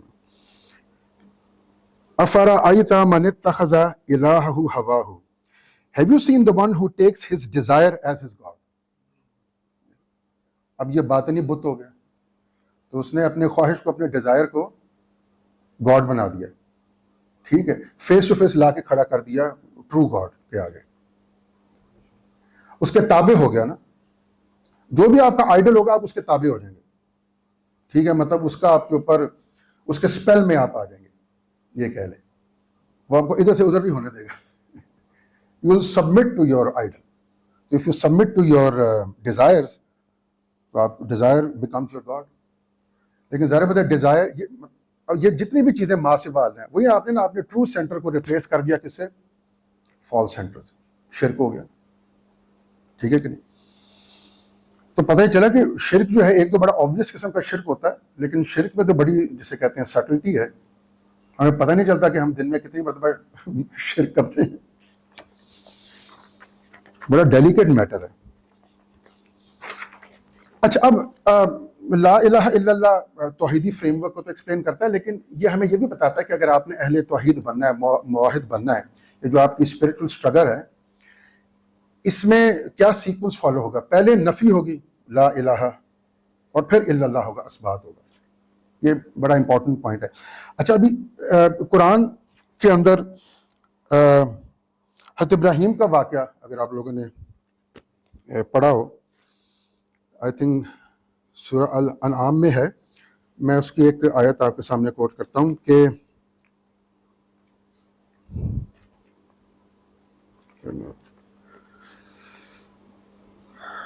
اصل میں عربی جو ہے نا بڑی چھوٹا فونٹ ہے, انگریزی پڑھ دیتا ہوں, سم ہاؤ مجھے ذرا نظر کا ایشو ہے. Okay let me read the English translation. تو 76 آیت ہے سورہ الانعام کی کہ when night covered him, مطلب ابراہیم, he saw a star and said this is my Lord. ٹھیک ہے, اور پھر اس کے بعد آگے پھر جا کے کہتے ہیں کہ فلما افلا قال لا احب الافلین, I do not love those that set. ٹھیک ہے, تو پھر آگے کچھ آیات ہیں جس میں حضرت ابراہیم چاند کا مشاہدہ کرتے ہیں, پھر سورج کا مشاہدہ کرتے ہیں. تو اینڈ میں ہوتا ہے کہ وہ ایک ایک کر کے پہلے یہ کہتے ہیں کہ نہیں ہو سکتا, یہ میرا خدا ہے, یہ میرا خدا ہے, پھر بعد میں اس کی نفی کرتے ہیں, یہ بھی نہیں ہے, یہ بھی نہیں ہے. تو وہ نفی اس لیے کرتے ہیں کیونکہ ابراہیم کہتے ہیں کہ whatever comes and goes can not be ultimate, whatever changes can not be absolute, whatever depends can not be the source of all reality. تو وہ ایسے سے نفی کر رہے ہیں, تمام ما سوا اللہ کی نفی کر رہے ہیں بیسیکلی. تو جو آپ کی اسپرچل اسٹرگل ہے اس کا آغاز جو ہے وہ نفی سے ہوتا ہے. آپ نے جتنے بھی فالس سینٹرز ہیں نا ان کو ڈینائی کرنا ہے. ٹھیک ہے, اگر آپ نے اہل توحید بننا ہے, موحد بننا ہے. اور پھر آگے جا کے ابراہیم کے بارے میں کہا جاتا ہے کہ فجعلہم جزازا الا کبیرا لہم, he reduced them to fragments, مطلب آئیڈل بریکنگ. تو اس کا مطلب یہ کہ جتنے بھی اسپرچل ٹریولرز ہیں they must identify the idols, خارج میں بھی اور اپنے باطن میں بھی. اور اسپرچل اسٹرگل میں جو ہر ایکٹ ہے, every act should be an idol breaking act. یہ بیسیکلی بات یہ بڑا ضروری ہے. اور جیسے میں نے بتایا آئیڈل کافی طرح کے ہوتے ہیں, میں ایک لسٹ آپ کے سامنے رکھتا ہوں. Power is an idol, wealth, fame, reputation, tribe, security, even your knowledge would be an idol.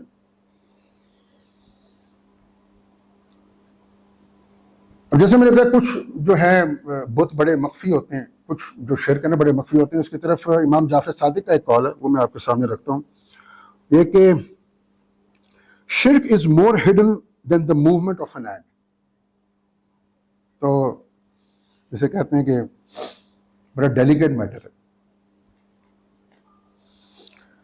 اور نفی کیے بغیر اثبات کرنا, وہ آپ توحید اہل توحید نہیں پھر آپ کہلائیں گے. نفی کے بعد اثبات ہے. لیکن نفی کے بغیر اثبات کیا کہ بھائی آپ نماز, روزہ, حج, زکات سب کریں, لیکن آپ نے اندر اپنے کافی بت بٹھائے ہوئے ہیں, آپ انہی کے غلام ہیں. تو ایسے نماز, روزہ, حج, زکات کا کیا فائدہ ہے؟ ٹھیک ہے کہ نہیں؟ تو آپ اپنی دولت کے غلام ہیں, سوشل سٹینڈنگ کے غلام ہیں, اپنے ذہین ہونے پر آپ کو فخر ہے, غرور کرتے ہیں. تو وہ یہ سب اس کا فائدہ کوئی نہیں ہے. تو ان سب کی نفی ہوگی, اس کے بعد نفی کے ساتھ پھر اثبات ہوگا, تو پھر آپ اہل توحید موحد ہیں. یہ بات ہے. اور سب سے بڑا جو آئیڈل ہے وہ یور اون ایگو ہے. نفس سے بڑا آئیڈل کیا ہے؟ Biggest obstacle. تو اس لیے اس کی جب نفی ہوتی ہے, فنا فی اللہ جو ہے وہ یہی ہے بیسیکلی. سب سے بڑا آئیڈل ہے, سب سے بڑا آبسٹیکل ہے between you and the one reality, your own self individual ego. اس کی نفی ضروری ہے. تو فنا فی اللہ آتا ہے, اس کے بعد پھر اثبات بقاء باللہ ہوتا ہے. تو وہ یہ فنا فی اللہ, بقاء باللہ, یہ ان سے ریلیٹڈ ہے, نفی اور اثبات سے. یہ بیسیکلی بات. کہ امام علی کا ایک قول ہے، میں آپ کے سامنے رکھتا ہوں کہ آدھا عدوک نفسک التی بین جنبیک، your greatest enemy is the self within you. یہ اسی کی طرف اشارہ ہے. Now your ego constantly seeks recognition, control, importance, security, permanence. But in other words, it seeks qualities that belong only to Allah. وہی بات ہے کہ آپ اپنی ایگو کو وہ کوالٹیز اسائن کر رہے ہیں جو کہ اسی ایک ہستی کو بلانگ کرتی. فالس سینٹر بنا دیا نا آپ نے.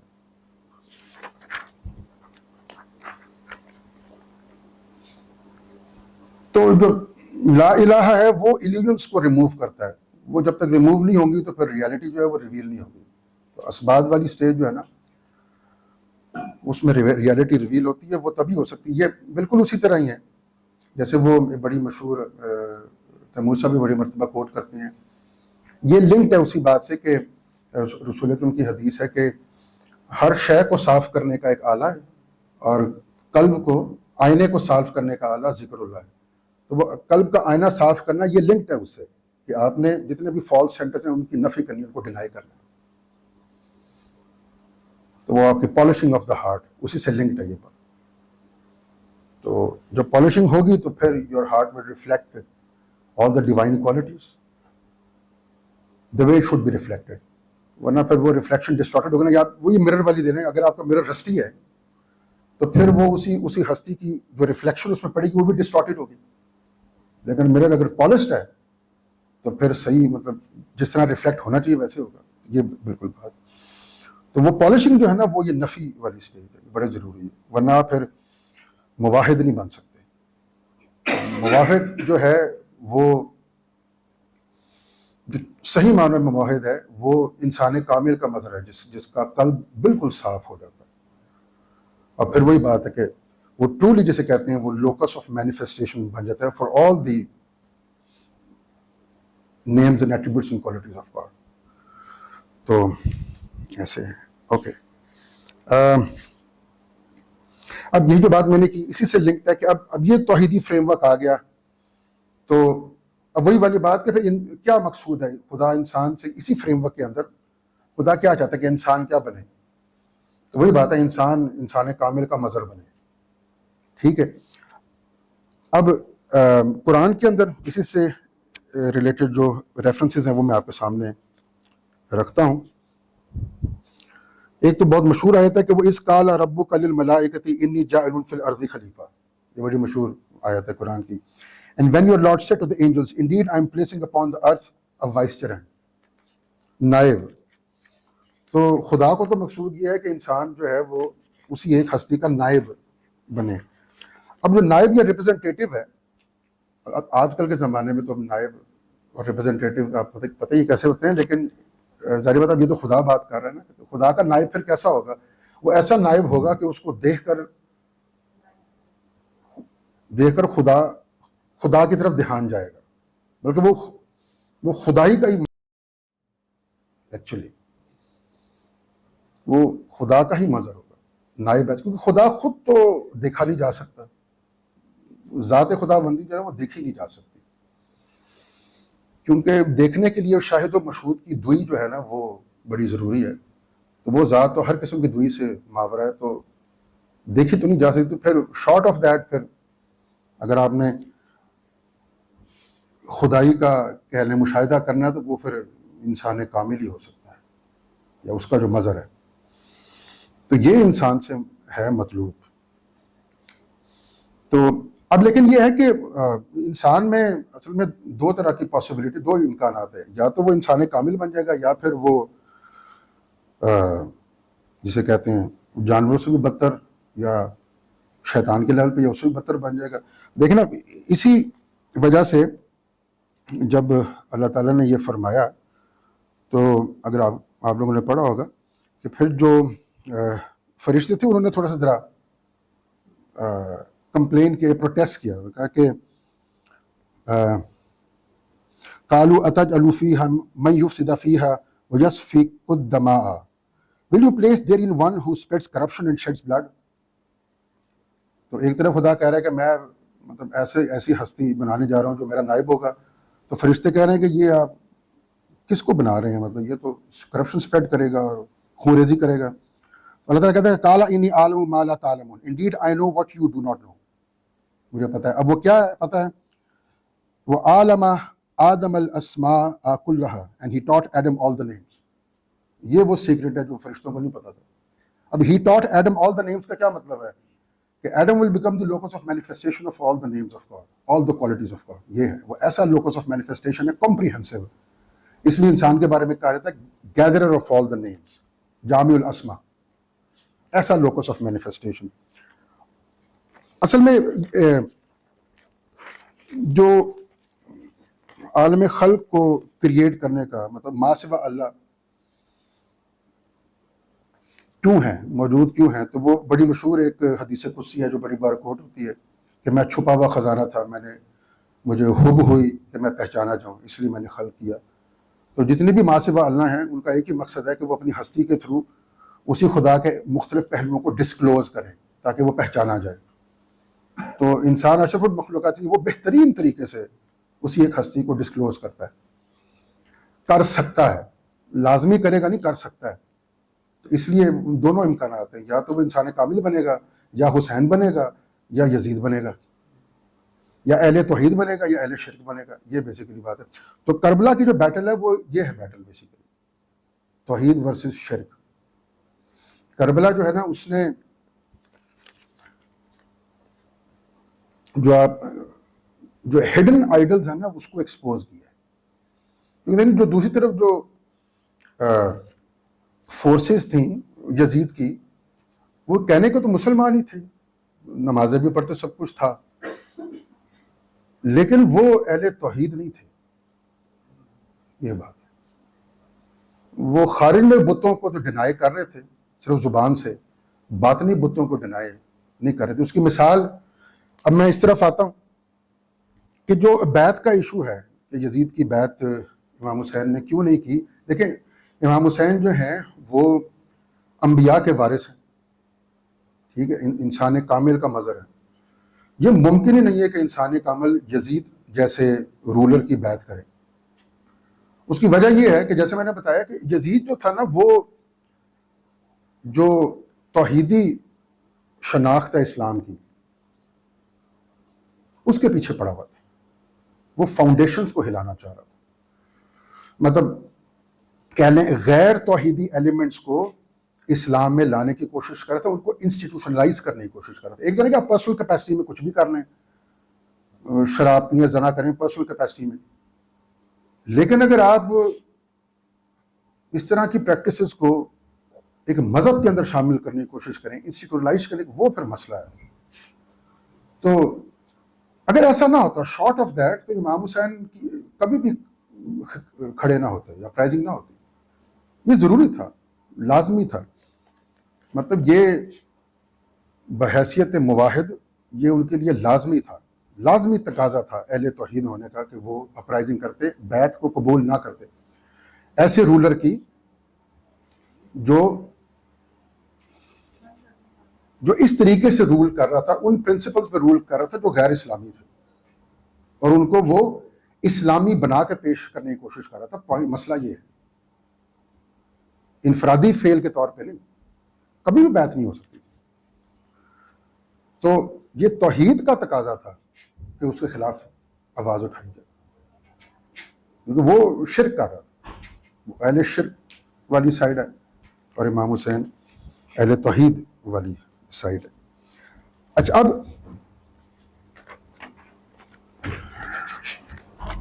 امام حسین، صرف امام حسین نہیں، امام حسین کے جو اہل و عیال ہیں اور جو ان کے اصحاب بھی ہیں، انہوں نے بھی یہ ثابت کیا کہ وہ اہل توحید تھے.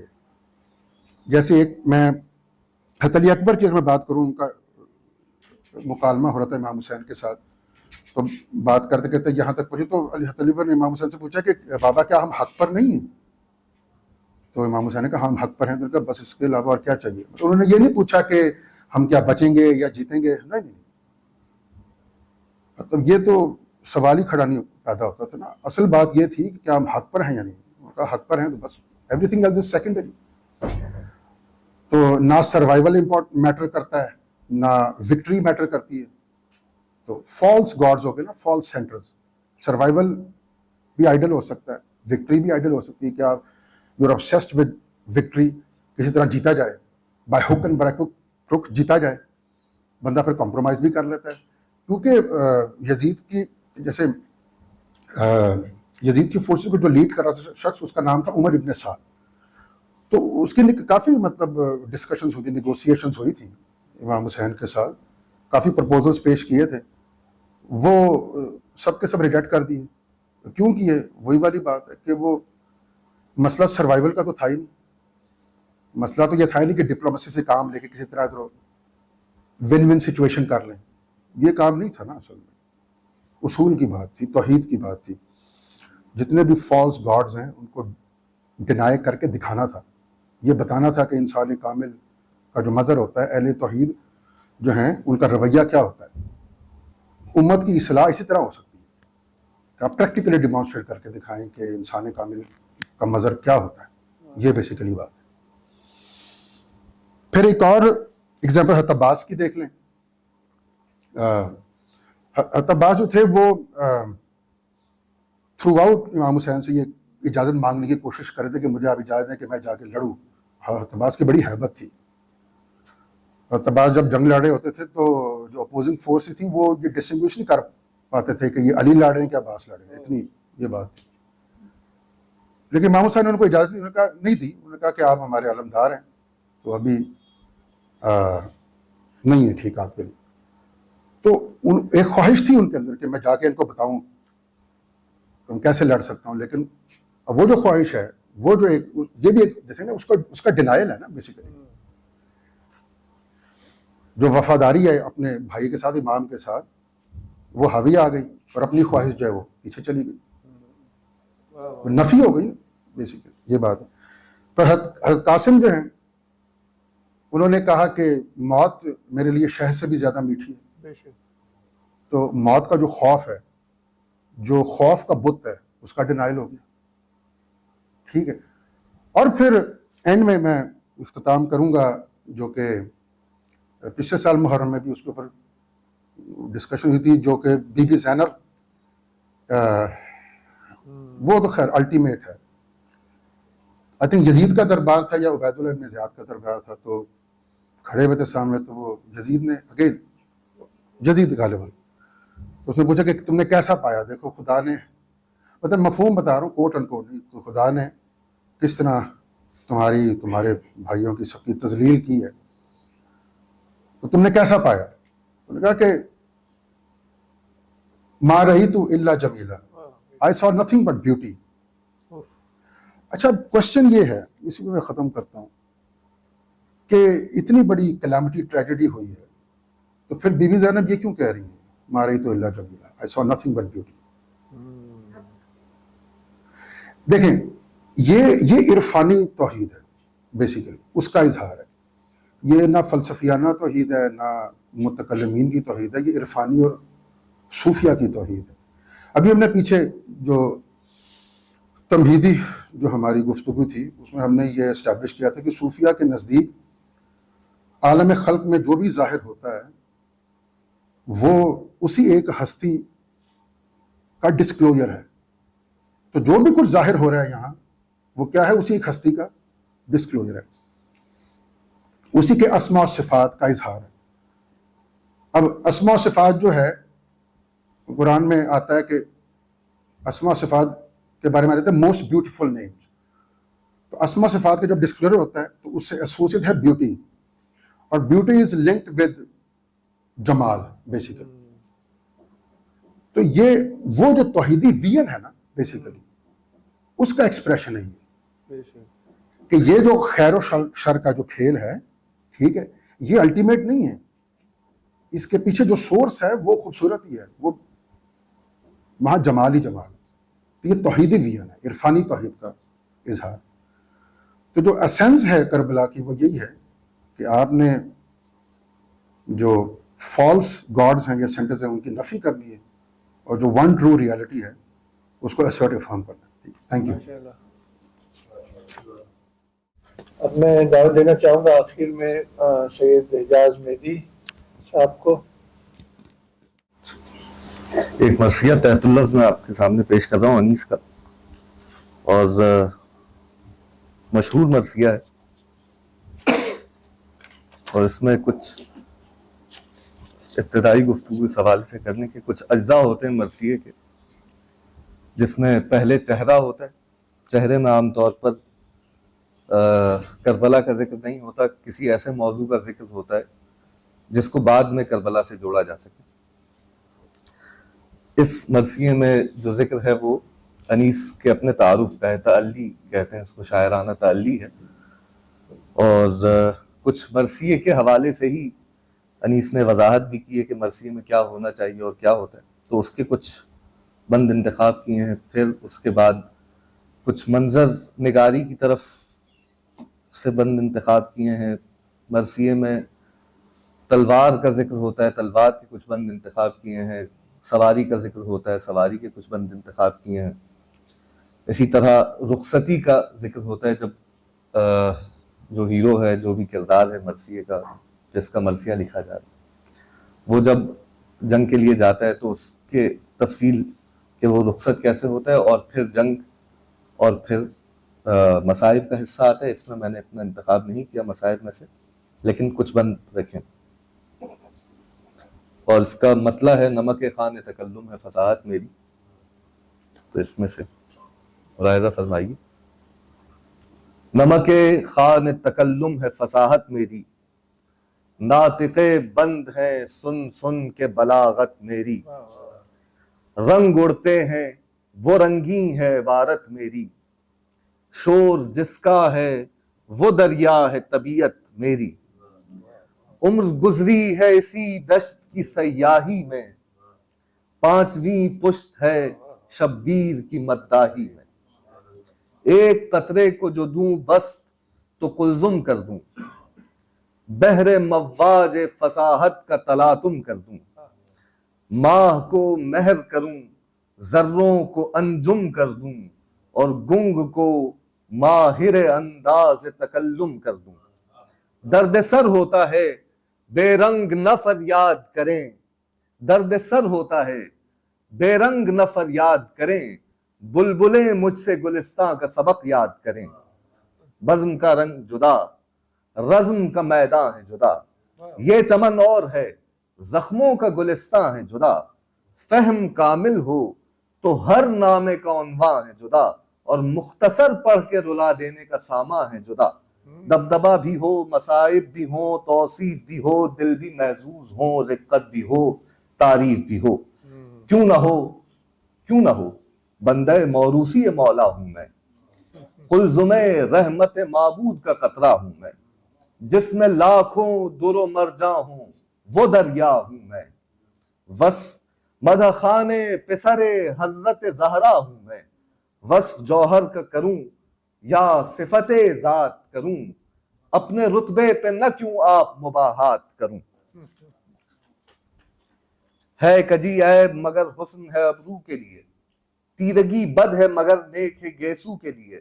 سرمد زیبا ہے فقط نرگس جادو کے لیے، زیب ہے خالص سیاہ چہرہ گلرو کے لیے. دانہ داں کس کے فصاحت بکلامی دارد، ہر سخن موقع و ہر نقطہ مقامی دارد.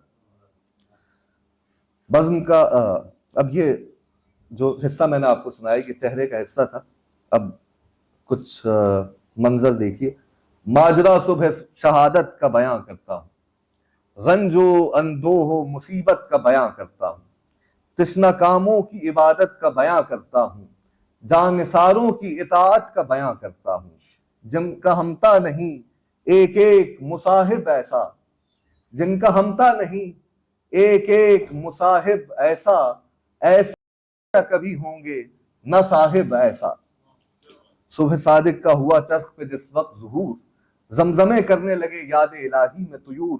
مثل خورشید برآمد ہوئے خیمے سے حضور، مثل خورشید برآمد ہوئے خیمے سے حضور. یک بیک پھیل گیا چار طرف دشت میں نور، شش جہت میں رخ مولا سے ظہور حق تھا، شش جہت میں رخ مولا سے ظہور حق تھا. صبح کا ذکر ہے کیا چاند کا چہرہ فق تھا. آئے سجادہ طاعت پہ امام دو جہاں، اس طرف طبل بجا یہاں ہوئی لشکر میں اذاں، وہ مصلی کہ زباں جن کی حدیث و قرآن، وہ نمازی کہ جو ایمان کے تنے پاک کی جان، زاہد ایسے تھے کہ ممتاز تھے ابراروں میں، عابد ایسے تھے کہ سجدے کیے تلواروں میں، وہ تخشع، وہ تضرع، وہ قیام اور وہ قعود، وہ تذلل، وہ دعائیں، وہ رکوع اور وہ سجود، یاد حق دل میں تو سوکھے ہوئے ہونٹوں پہ درود، یہ دعا خالق اکبر سے کہ اے رب ودود، یہ دعا خالق اکبر سے کہ اے رب ودود، یوں لٹے ہم کہ نہ آل اور نہ اولاد رہے، مگر احمد کے نواسے کا گھر آباد رہے۔ جب فریضے کو ادا کر چکے وہ خوش کردار، کس کے کمروں کو بسط شوق لگائے ہتھیار، جلوہ فرما ہوئے گھوڑے پہ شہ عرش وقار، علم فوج کو عباس نے کھولا ایک بار، اور دشت میں نگہت فردوس بری آنے لگی، عرش تک اس کے پھریرے کی ہوا جانے لگی، لہر وہ سبز پھریرے کی، وہ پنجے کی چمک، شرم سے ابر میں چھپ جاتا تھا خورشید فلک، اور کہتے تھے صلی علی چرخ پہ اٹھ اٹھ کے ملک، دنگ تھے سب وہ سما سے تھا سما تاب فلک، کہیے پسی اسے جو اوج ہما نے دیکھا، وہ سما پھر نہ کبھی ارض و سما نے دیکھا۔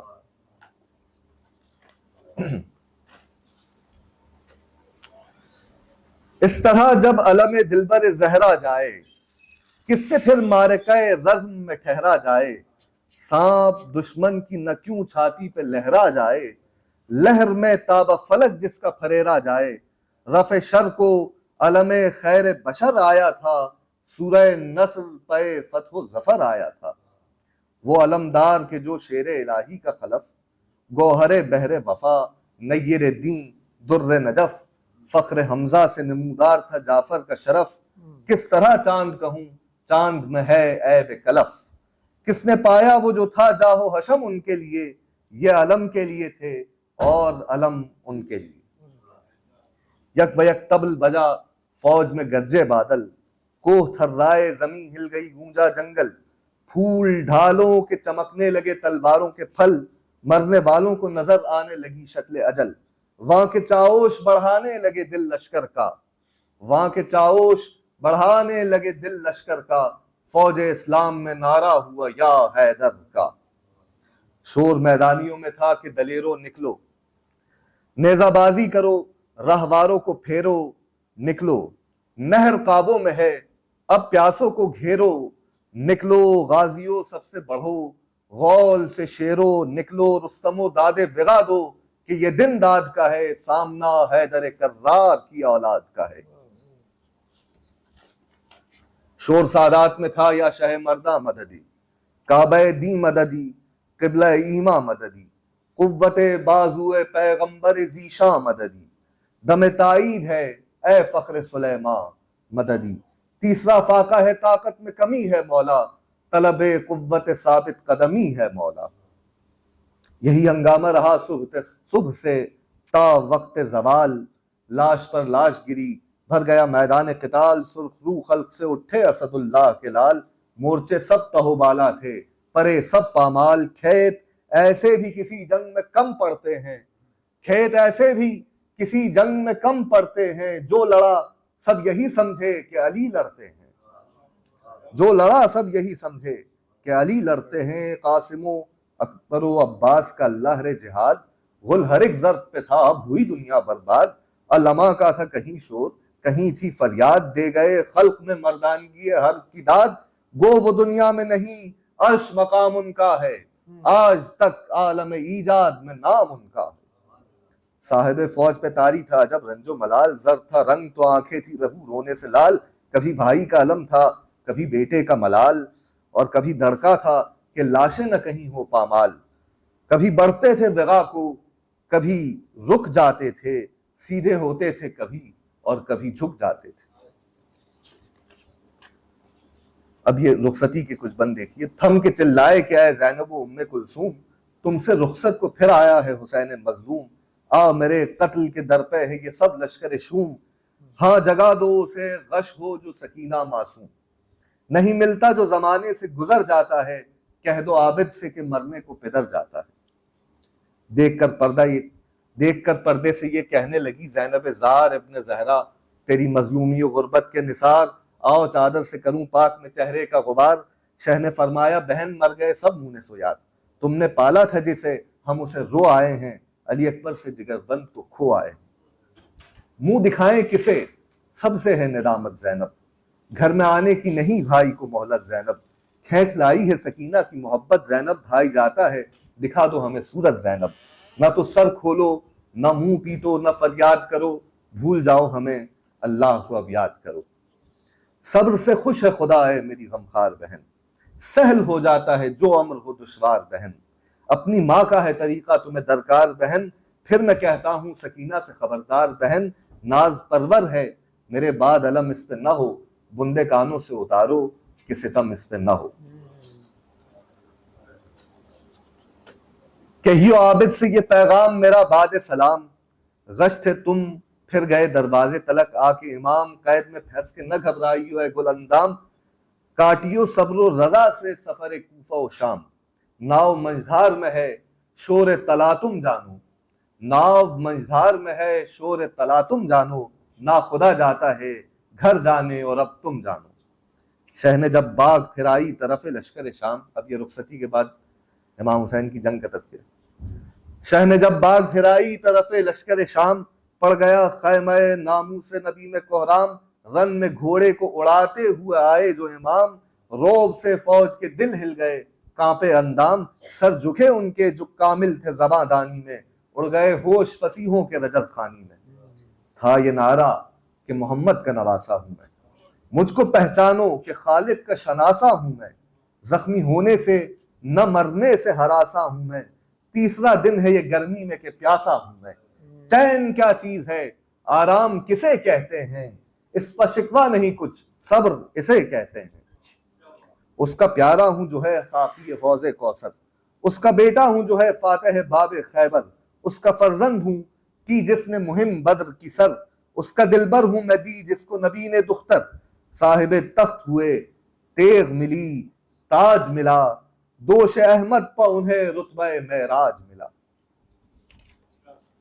نہ ابھی ختم ہوئی تھی یہ مسلسل تقریر، حجت اللہ کے فرزند پا چلنے لگے تیر، چوم کر تیغ کے قبضے کو پکارے شبیر، لو خبردار چمکتی ہے علی کی شمشیر، پسرے فاتح صفین و حنین آتا ہے، پسرے فاتح صفین و حنین آتا ہے، لو صفے باندھ کے روکو کہ حسین آتا ہے، لو کھچی تیغ دوسر، اب یہ تلوار کا ذکر، لو کھچی تیغ دوسر فوج پہ آفت آئی، لو ہلا قائم عرش قیامت آئی، فتح تسلیم کو آداب کو نصرت آئی، فخر سے غاشیہ برداری کو شوکت آئی، چوم لوں پاؤں جلال استگ و دو میں آیا، چوم لوں پاؤں جلال استگ و دو میں آیا، ہاتھ جوڑے ہوئے اقبال جلو میں آیا، آپ سیدھے جو ہوئے رخش نے بدلے تیور، اب گھوڑے کا ذکر سواری کا، دونوں آنکھیں اوبل آئی کہ ڈرے بانی شر، تھوتنی مل گئی سینے سے کیا دم کو چور، مثل طاؤس اڑا گاہ ادھر گاہ ادھر، اور دم بدم گرد نسیم سحری پھرتی تھی، جھوم کر پھرتا تھا گویا کہ پری پھرتی تھی، ابر ڈھالوں کا اٹھاتے گرد و پیکر چمکی، برق چھپتی ہے یہ چمکی تو برابر چمکی، سوئے پستی کبھی کوندی کبھی سر پر چمکی، کبھی انبوہ کے اندر کبھی باہر چمکی، اور جس طرف آئی وہ ناگن اسے ڈس سے دیکھا، جس طرف آئی وہ ناگن اسے ڈس سے دیکھا، نی سروں کا صف دشمن میں برستے دیکھا۔ دھار ایسی کہ رواں ہوتا ہے دھارا جیسے، تلوار کا ذکر، گھاٹ وہ گھاٹ کہ دریا کا کنارہ جیسے، چمک ایسی کہ حسینوں کا اشارہ جیسے، روشنی وہ کہ گرے ٹوٹ کے تارا جیسے، کوندنا برق کا شمشیر کی زو میں دیکھا، کبھی ایسا نہیں دم خم مہ نو میں دیکھا۔ ایک اشارے میں برابر کوئی دو تھا کوئی چار، نہ پیادہ کوئی بچتا تھا سلامت نہ سوار، برق گرتی تھی کہ چلتی تھی صفوں پر تلوار، غضب اللہ علیہم کے آیاں تھے آثار، موت ہر غول کو برباد کیے جاتی تھی، آگ گھیرے ہوئے دوزخ میں لیے جاتی تھی، تیغیں آڑی ہوئیں ڈھالوں کے اڑے پر کالے، بند سب بھول گئے خوف سے نیزوں والے، جو بڑے ہاتھ سرے دست قلم کر ڈالے، تیغ کہتی تھی یہ سب ہیں میرے دیکھے بھالے، صف بصف باندھ کے نیزوں کو ابس تولے ہیں، ایسے عقدے میرے ناخن نے بہت کھولے ہیں، صف بصف باندھ کے نیزوں کو ابس تولے ہیں، ایسے عقدے میرے ناخن نے بہت کھولے ہیں۔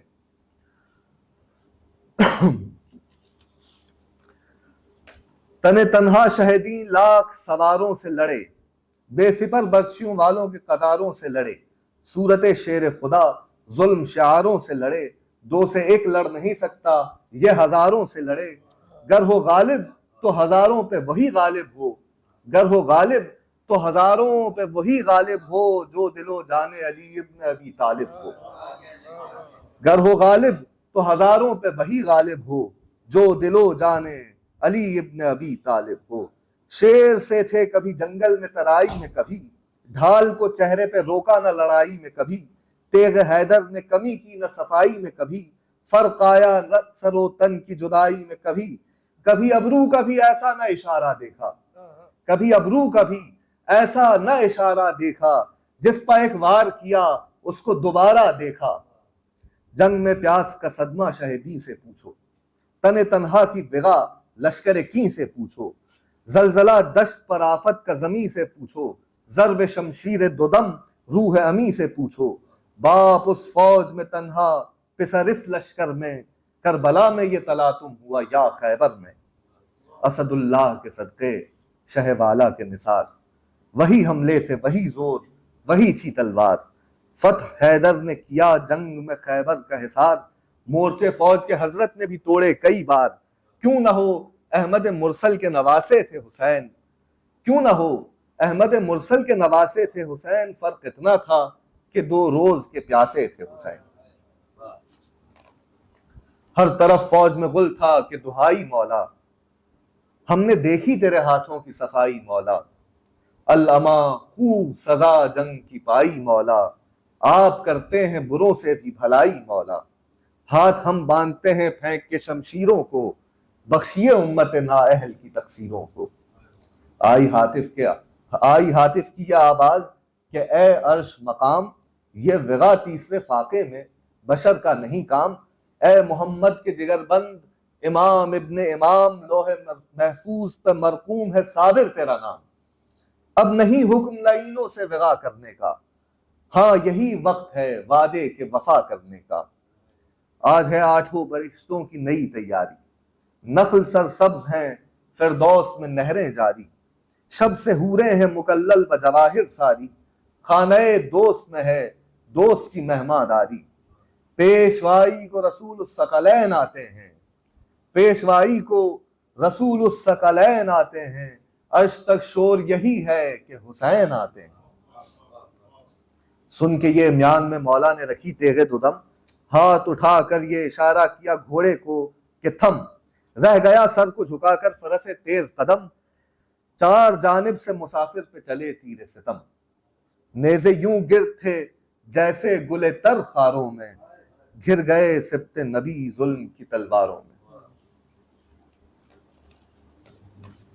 پہلے تیروں سے کمانداروں نے چھاتی چھانی، نیزے پہلو پہ لگاتے تھے ستم کے بانی، سر پہ تلواریں چلی زخمی ہوئی پیشانی، خون سے تر ہو گیا حضرت کا رخ نورانی، جسم سب چور تھا پرزے تھے زرہ جامے کے، پیچ کٹ کٹ کے کھلے جاتے تھے امامے کے، برچیاں مارتے تھے گھاٹ پہ جو تھے پہرے، کس طرف جائے کہاں تیغوں میں بے کس ٹھہرے، 1000 اور کوئی 100 زخم تھے تن پر گہرے، دیکھنے والوں کے ہو جاتے تھے پانی زہرے، اور خون میں ڈوبا ہوا وہ مصحف رخ سارا تھا، جزو ہر ایک تن شبیر کا سی پارا تھا، ہاتھ سے باغ جدا تھی تو رکابوں سے قدم، غش میں سیدھے کبھی ہوتے تھے فرس پر کبھی خم، بہتے تھے پہلوؤں سے خون کے دریڑے پہ ہم، کوئی بے کس کا مددگار نہ تھا، ہائے ستم مارے تلواروں کے، مہلت تھی نہ دم لینے کی، کوششیں ہوتی تھیں کعبے کو گرا دینے کی،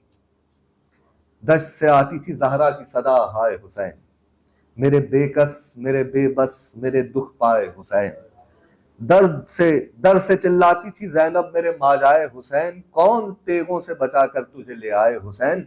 فاطمہ رو رہی ہیں ہاتھوں سے پہلو تھامے، حکم گر ہو تو بہن دوڑ کے بازو تھامے۔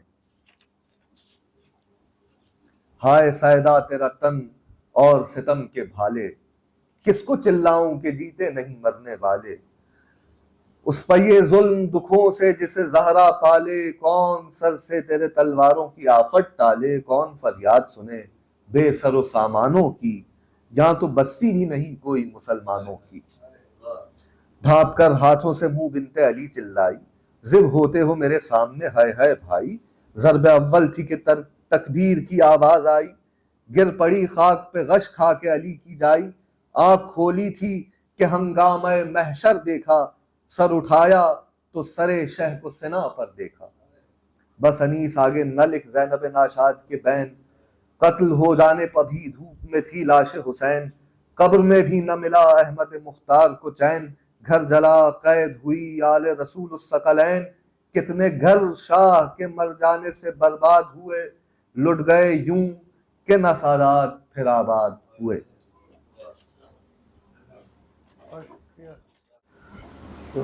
اس متبرک ذکر کے صدقے میں یہ دعا ہے کہ خدا ہم سب کے تمام گناہوں کو معاف کر دے، ہمیں اپنی شناخت کے بہتر تجربے اور حقیقی معرفت کے سفر پہ گامزن رکھے۔